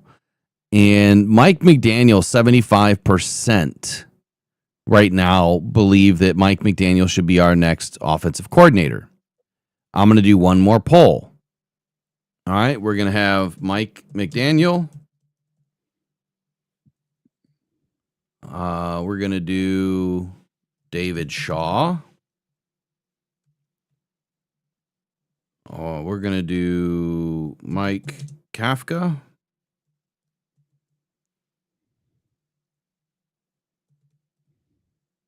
I think I just spelled his name wrong. I did. And Jake Peets. So I think so far this week it's Jake Peets, Mike McDaniel, and Kafka that are going to be interviewed this week. I don't know who they've interviewed internally. Is just Dayball yet. Getting interview with the Lions? Dayball? Yeah. I haven't seen anything. Okay. Because it said he has so far taken an interview for the Titans head coach job and then multiple OC jobs.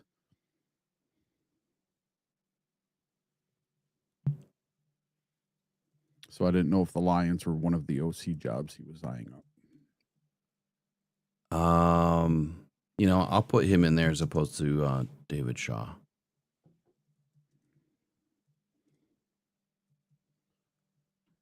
Okay. Here's my I've said this multiple times. Here's the reason why I don't want Mike McDaniel. It's not because he's not qualified. It's not because he wouldn't potentially bring an exciting offensive scheme to the Lions. It's none of that. I think that he could. I think that he would, honestly. It's the 1-year rental tag. That's what it is for me. And I get it. We could potentially have that issue with anybody that we put in that role. Why? We have, just a lightning bolt of weaponry. Gibbs, Jameson Williams, Amon-Ra St. Brown, David Montgomery until he's not here anymore. The rise of Isaac Tisla. There's plenty of playmakers. Sam Laporta when he's healthy. So you have, one of the best situations for anybody to coach. An offensive line that will be back to being elite. A quarterback that has been a top 3, top 4, top 5 quarterback the last 3.5 seasons. Anybody would love to coach that. The problem is, or the good thing is, they'll have success. They'll have a lot of success, even if they're shit at being an offensive coordinator. We just went through that. Still had success. And that's because of the players, right? The players make or break the OC. If the OC is terrible, well, you'll just know that they're terrible, but the players will still perform at a pretty high level. If the coach is great, the players are going to make even better. And I think that any coach that takes this job, if Brian Daboll did, if Mike McDaniel did, they're gone next year. And then you got to restart all over again. The hardest thing is installing an offense in one season. It took the Lions 3 seasons to install an offense after they fired Anthony Lynn. And by the 3rd season, that offense was really rolling. But you know what happened, Eric? Defenses started to figure us out. And so I'm going to talk about Ben Johnson here in just a moment. But just give me your honest opinion. Do you want a 1-year rental that is the best option, period, as an offensive coordinator to potentially go win a Super Bowl and then say, F it, everyone can leave then once we win a Super Bowl? And then you go back to being a bottom dweller, potentially. Or do you want a guy that can stick around for a few years? You still have, here's the trade-off. You bring in Mike McDaniel, you have a top 5 offense, you potentially go to a Super Bowl. You bring in Jake Peets, anybody else that's not a former head coach, you bring that individual in. You bring up Hank Fraley, you bring up David Shaw, bring up Scotty Montgomery. I don't care the name. Anyone that's not a former head coach that really has potential to be a head coach again. So option 1, former head coach, Mike McDaniel, Daboll, Kafka, Callahan. I don't care the name, but they're gone in 2027. Top 5 offense, potentially go to a Super Bowl.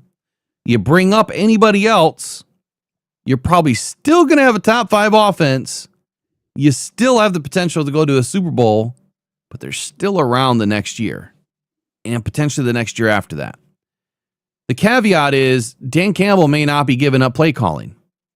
Mike McDaniel's not coming to Detroit to sit second fiddle to Dan Campbell and not call plays. He's going to want to call plays.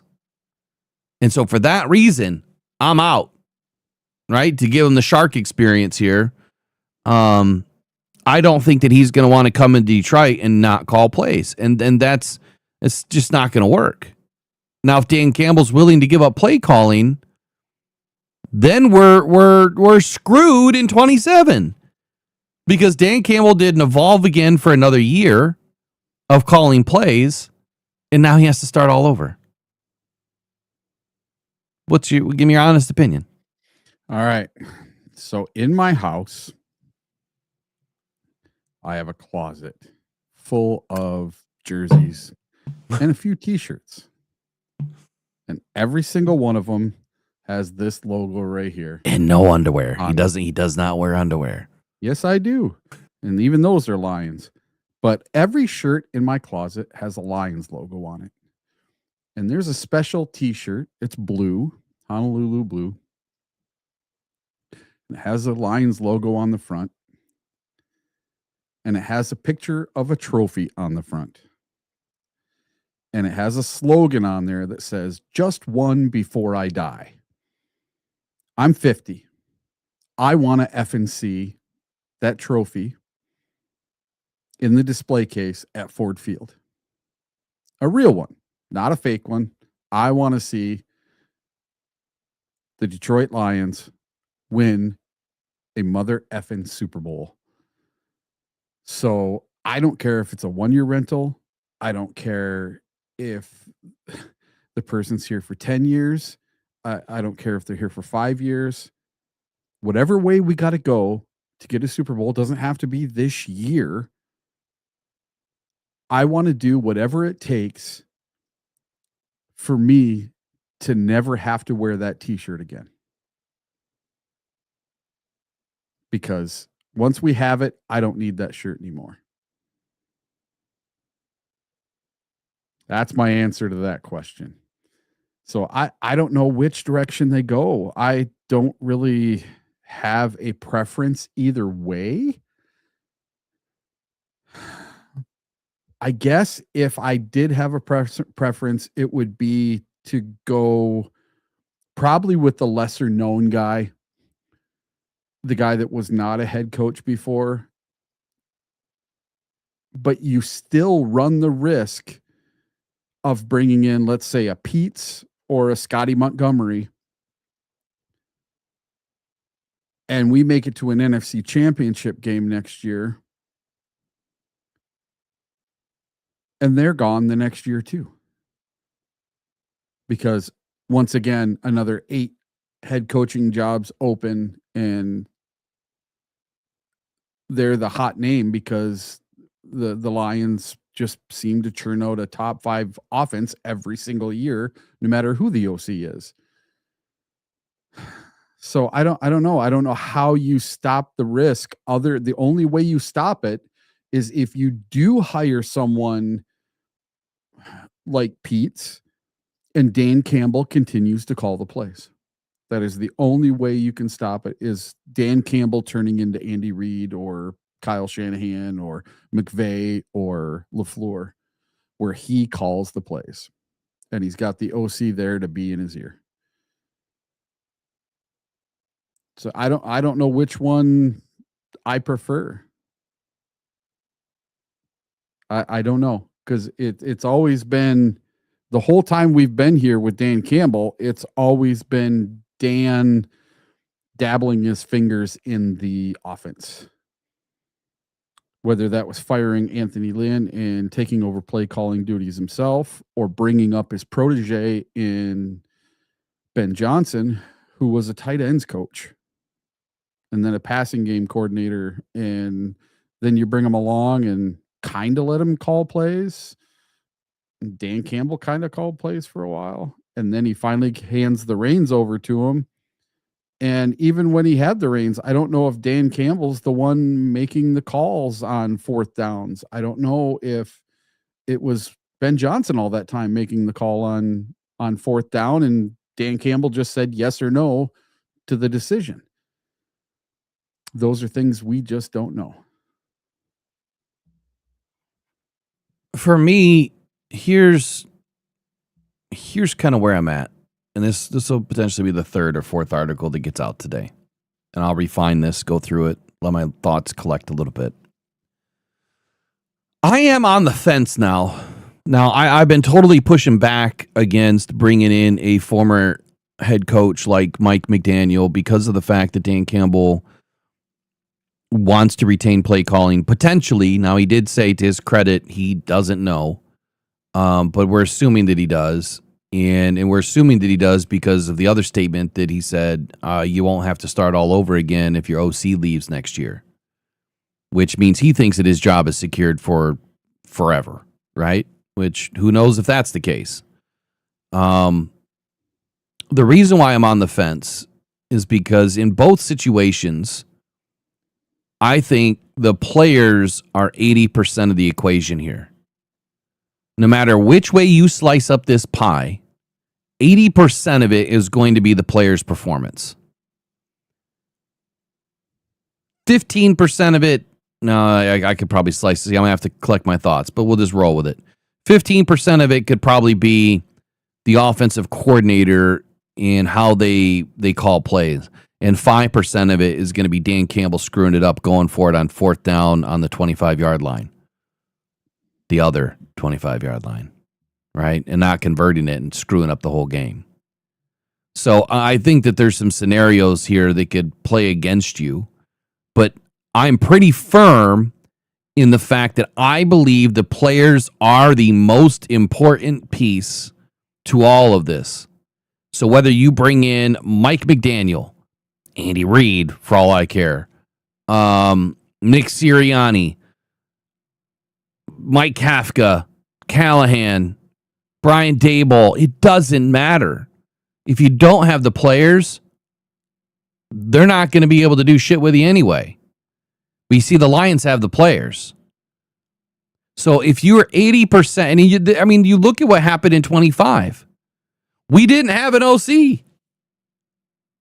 It was just shitstorm. But the players made it happen. And the players played pretty damn well.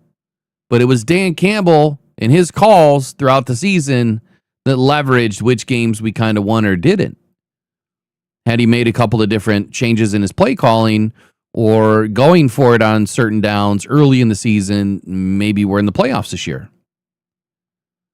So I think there's two constants. Players are going to be fine. Dan Campbell's a big gamble on what he's going to do.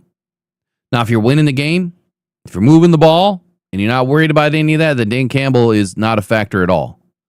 And if your defense is keeping teams under 20 points, Dan Campbell is not a factor at all. I think the defense is more important than anything. So with all that said, I'm on the fence because of this reason. Scenario number one.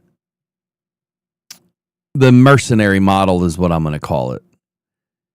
You bring in the big names, the former head coaches, the Kafkas, the Frank Reich type, or, the ones that can fix the offense immediately, but they're going to leave Detroit for a head coaching job in 2027.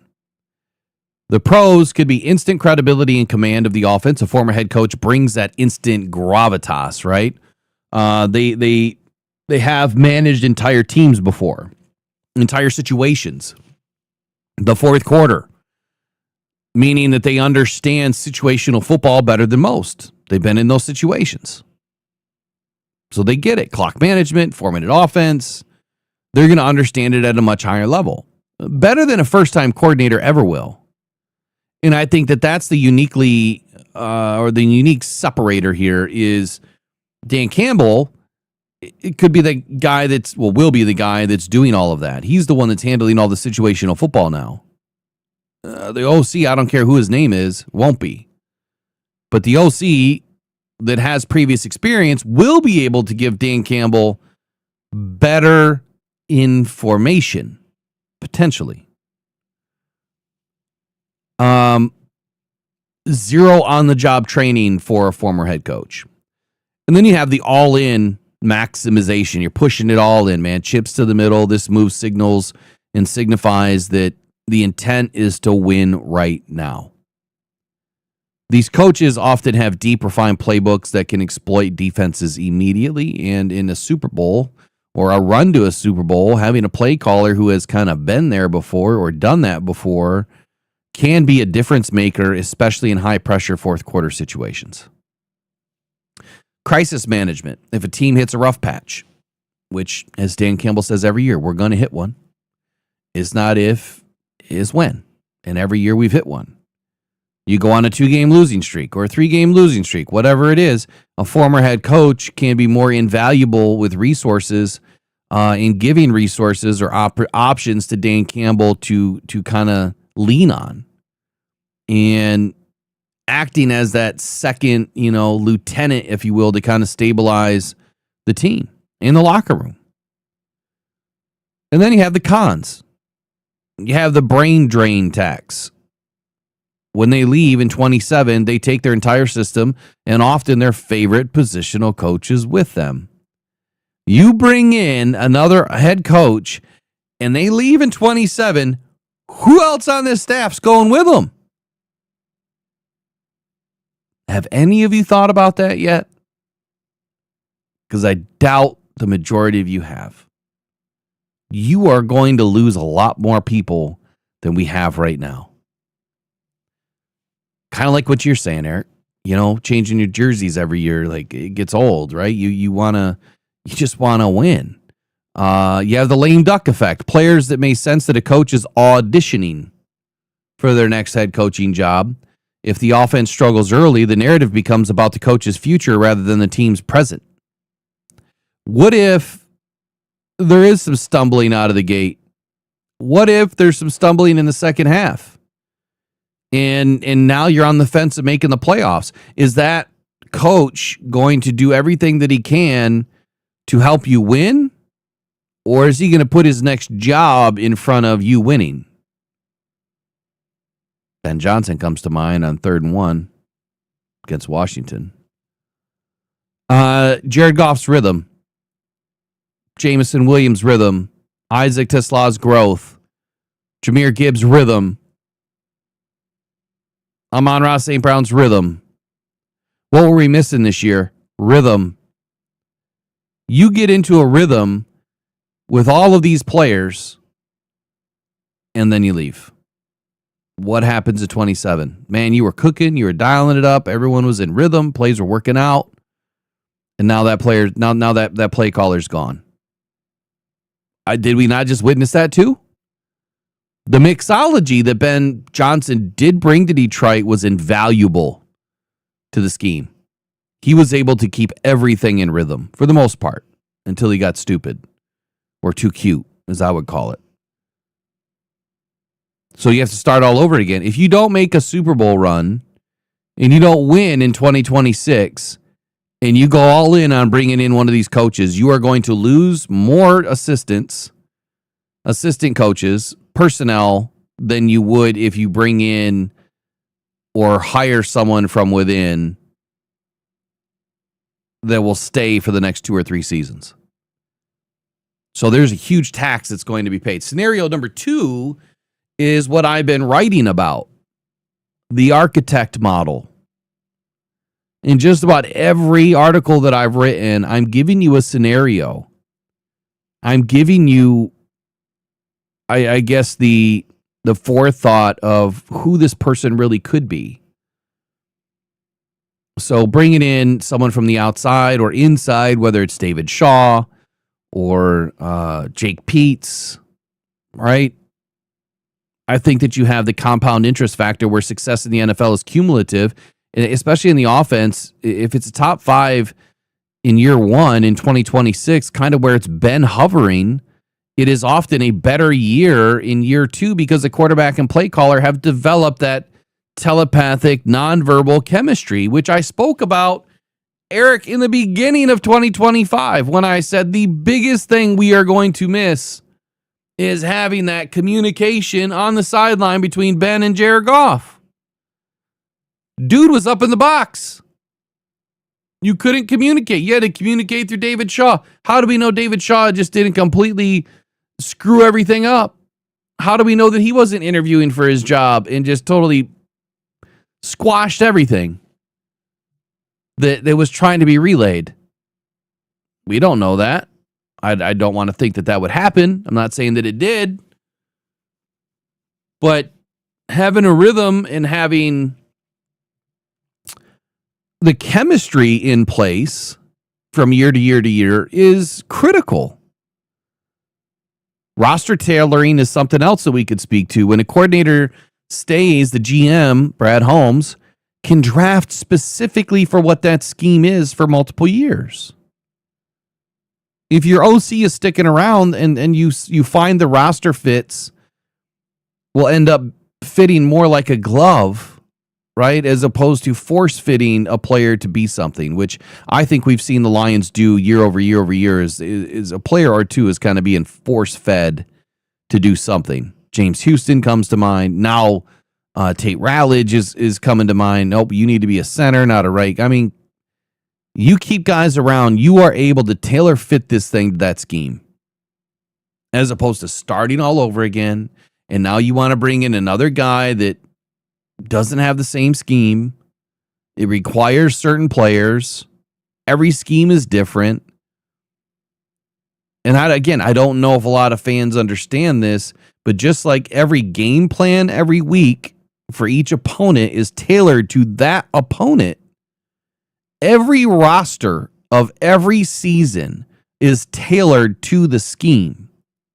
You can't just have the Max Crosbys, the Myles Garretts, the A.J. Browns, the Saquon Barkleys.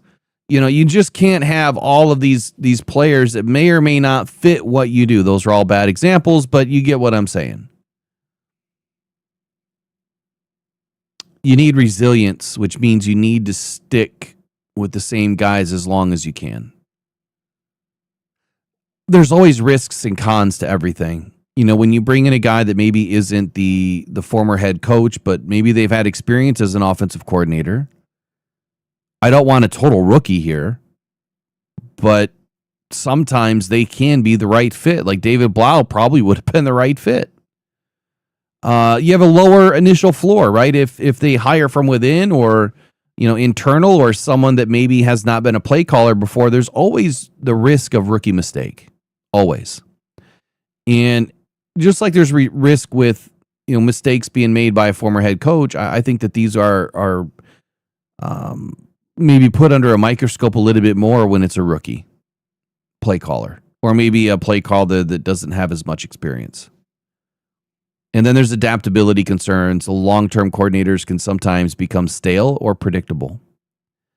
Having a newer head coach or a newer offensive coordinator can sometimes get around that because you're fresh. You got fresh ideas. You're not stale. You're not predictable.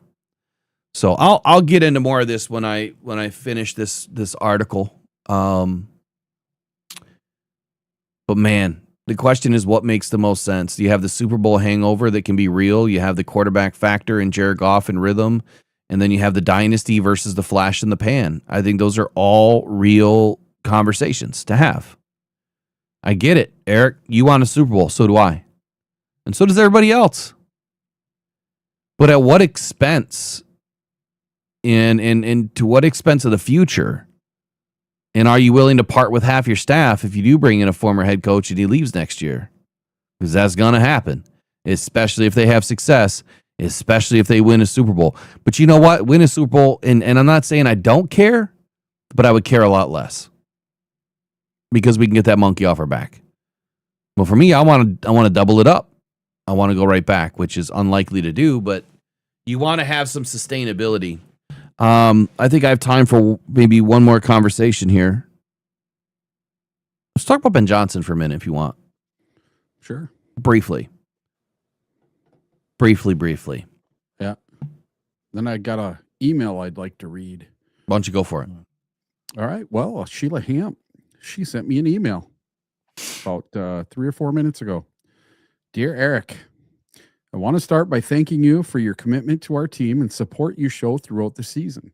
I am always blown away by the energy you create inside Ford Field and the advantage you give our team every time we run out of the tunnel. I also want to acknowledge that our results on the field this season were not what any of us envisioned, and frankly, were not good enough. While we do not believe it is time for drastic change, this is an opportunity for us to refocus, evolve, and move forward. I am proud of the roster that we have built and the 36 wins that we have accumulated over the last 3 seasons. that success doesn't happen by accident, but it also does not guarantee future success. It is incumbent upon us to continue growing toward our ultimate goal of bringing a championship to all of you in the city of Detroit.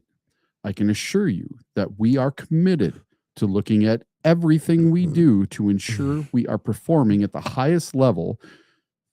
Through conversations with Rod, Brad, and Dan, we are aligned with this thinking and have already started meetings to address how we move forward. We are excited for what 2026 will bring and some of the new elements we will introduce for all of you, our most loyal fans. Thank you again for your commitment. Go Lions, Sheila Hamp.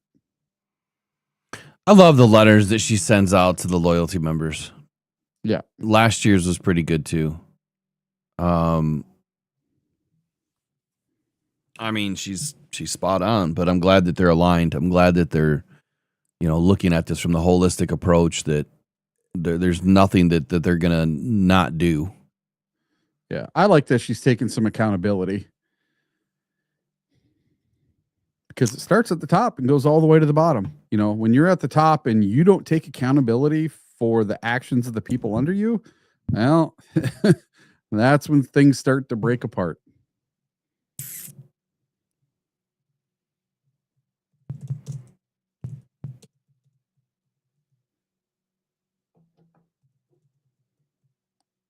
And that goes for just about every business, period. Your leader has to be a leader.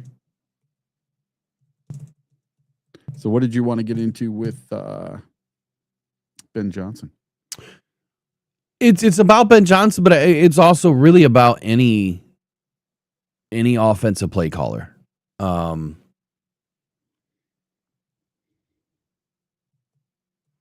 Just give me one sec.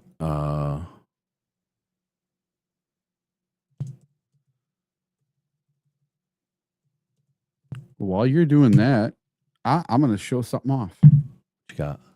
So you guys all know I got a 3D printer, and I printed this really cool Detroit Lions skull, right?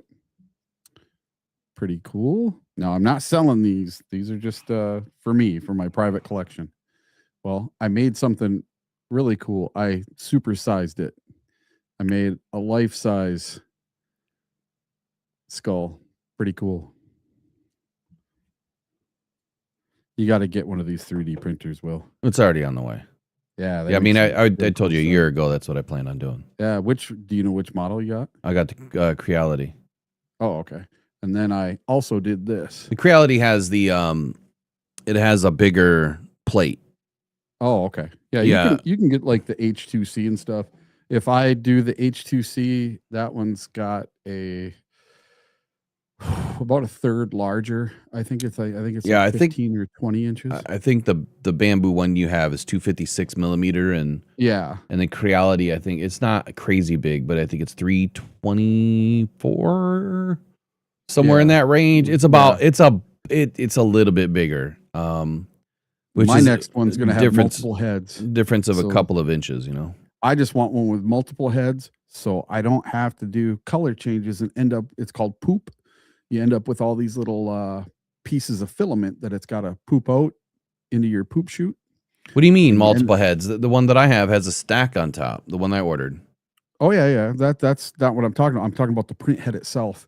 There's certain printers that have multiple, either 4 or 6 color heads, and then there's a head for each filament.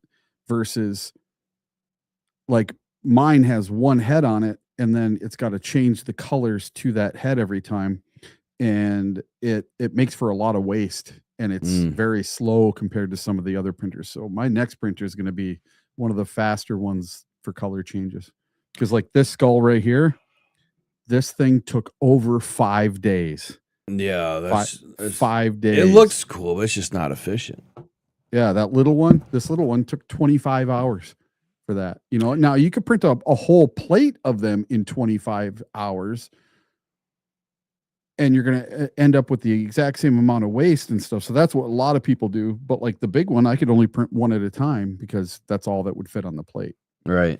The The interesting thing here is people are still going 65% Mike McDaniel on 51 votes, 25% Jake Wow. Peets. So here's what I want to talk about with Ben Johnson for a moment. Sure. If you guys remember, there was plenty of time. I mean, there was plenty of how do I say it? Ben Johnson's play calling was trash in the third quarter for the most part. His entire time in Detroit. Our third quarters were some of the worst in the NFL. We had a couple of good ones. That to me speaks of a individual that is not growing. When you had 3 seasons to figure out how to get better in the third quarter and you didn't. You should be adapting at the half, and you should be getting better coming out of the half, not worse. You should be able to make adjustments to the defense. And what I noticed, the case of the Bears beat the Packers, that was more about the Packers losing than it was about the Bears winning.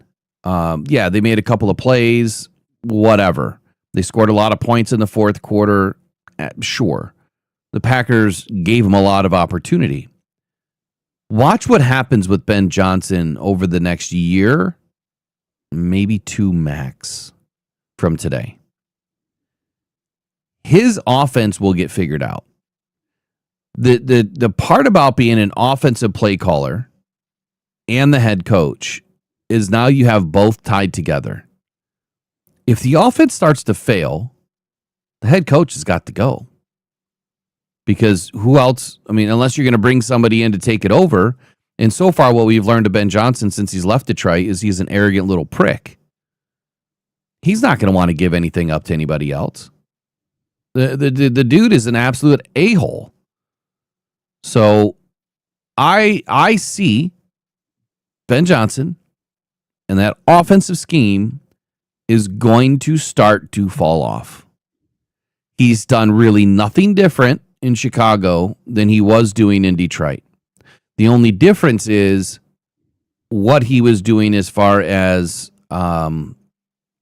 language. Now, you know as well as I do, in that last game against the Bears, we should have beat them by 40. Mm-hmm. We ran down the field, and then the refs decided to jump in, call some penalties, and slow our rhythm. We were humming. You couldn't stop the Lions' offense against the Bears. And their offense couldn't get going at all. So that should tell you something.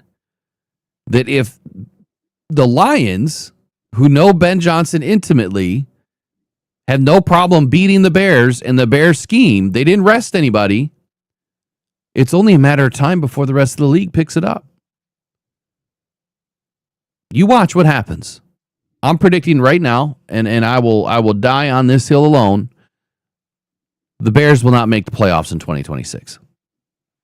Mm-hmm. There's going to be a major fall off. And the reason why I wanted to bring that up is, again, because we're talking about the Lions needing a new offensive guru. And do we need a game planner or a play caller or both? The question for me is if Dan Campbell, who showed that he had the ability to call plays, I think I like him being the CEO better. But if he's kind of doing this by a community effort, right? Just like you've got, you had multiple guys that were giving him information throughout the game. But if you have a definitive game planner that could also call plays and learn how to call plays, you now have an opportunity where you grow into a system that Dan Campbell maybe does in 26, hands it off in 27, and now it's like a brand new offense all over again because the way that it's mixed and the way that, the plays are being called will change a little bit. It's all about the mixture of how you're calling your plays and when you're calling your plays. We didn't have a good rhythm with John Morton. It was the stalest thing I've ever seen. But when Dan Campbell got a hold of it, it was much different. When Jared Goff has more ability at the line of scrimmage, it's even more different. I think that Jared Goff needs to have more opportunity to call plays or get out of it because they're calling 2 or 3 plays anyway, and then they're choosing one at the line of scrimmage most often. And I think that he needs to have that ability more often. So maybe it's less about the OC that's coming in and it's more about Jared Goff. Because there's one thing that we do know for sure. Jared Goff knows what the hell he's doing. They know exactly what offense they need to run in Detroit. It's the McVay system that we just gave Ben Johnson. So whether it's McVay, Shanahan, or a blend of all, of all of the best systems, Jared Goff can run it. Dan Campbell can manage it. The game planner can set it up. I don't think that we need to have a former head coach in there at OC to be successful in 2026. I really don't. I can agree with that. It just depends on who you set it up with. Yeah. No matter what Dan decides to do this year, it's going to be different. And while you were talking, I got this question in my mind. How much of an influence do you think that Jared Goff is going to be in these talks with the new OC? Is Jared Goff going to be in the room for this interview, or does Jared Goff get to be in the room for the second round of interviews? I don't know that they're going to have multiple interviews. Yeah. You would have your initial set. Your second set may or may not be in person. It may just be to, have a quick Zoom meeting to kind of go over a few things. When you come in for your initial interview, it could be 8 hours long. It's like the whole damn day. You're gonna break down film. You're gonna go through what the Lions are doing last year. What would you have done different?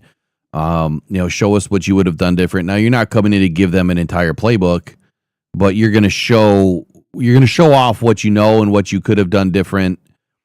They're expecting Mike McDaniel to come in with a full game plan and to walk them through the game plan. And then he'll get peppered with a bunch of questions.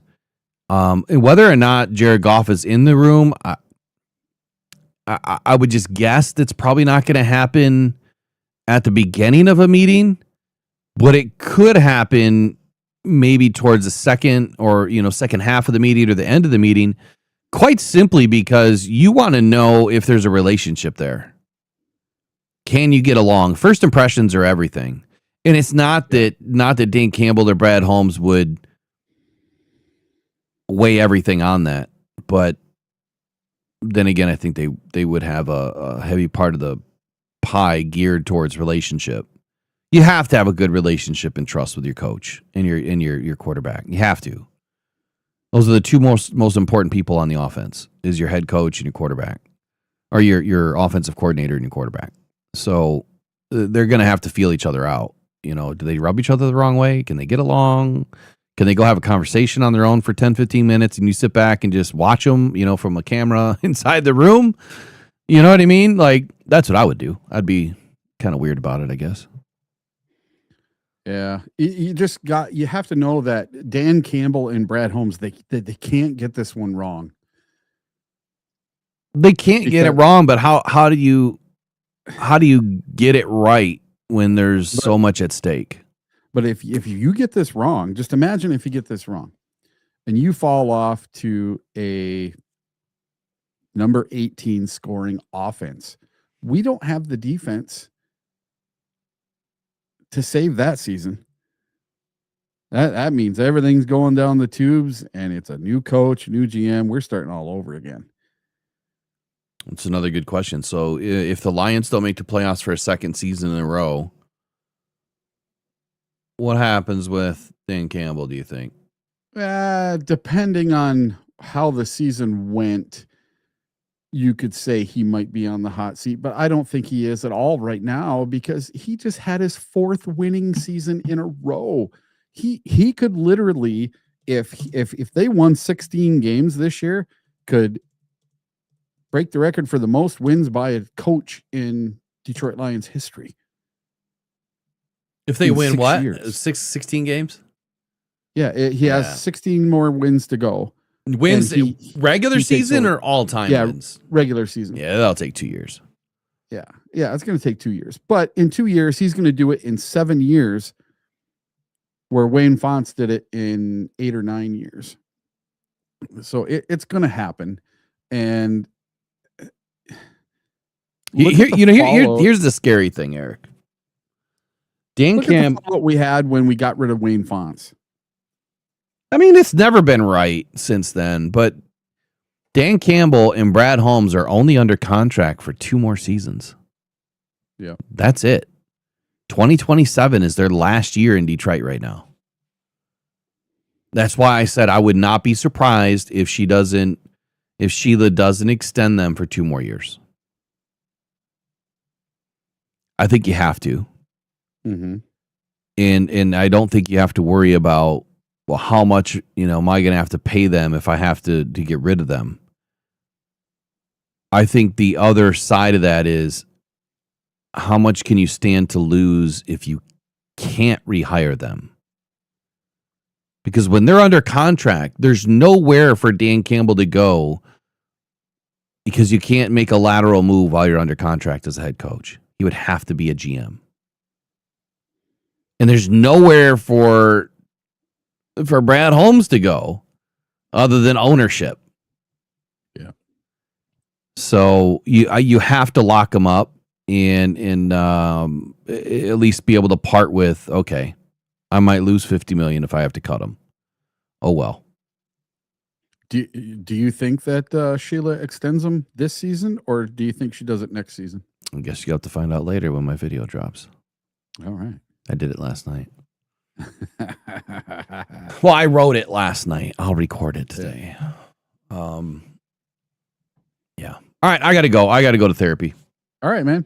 Fucking Lions, man. They got me in therapy now in the off season. No, I'm just kidding. Hey, you dropped an F-bomb. Sorry. No, it's just PT. I gotta go do some PT, man. Gotta go get stronger. All right, y'all have a wonderful day. Good conversations today. Hope y'all enjoyed it. Do me a favor, subscribe to the channel if you haven't already. Detroit Football Journal. Get on it. All you got to do is put your email in. I will do the next batch of upgrades on Sunday. So get in, share with all of your friends, your coworkers, your family. Just tell them to join. It's free. It'll always be free, especially if you get in right now. The goal is not to make money off of the website. The goal is to crush the narratives and have good conversation. That's the goal. Love y'all. Appreciate y'all. Have a wonderful day. We'll see you guys tomorrow. Pressured by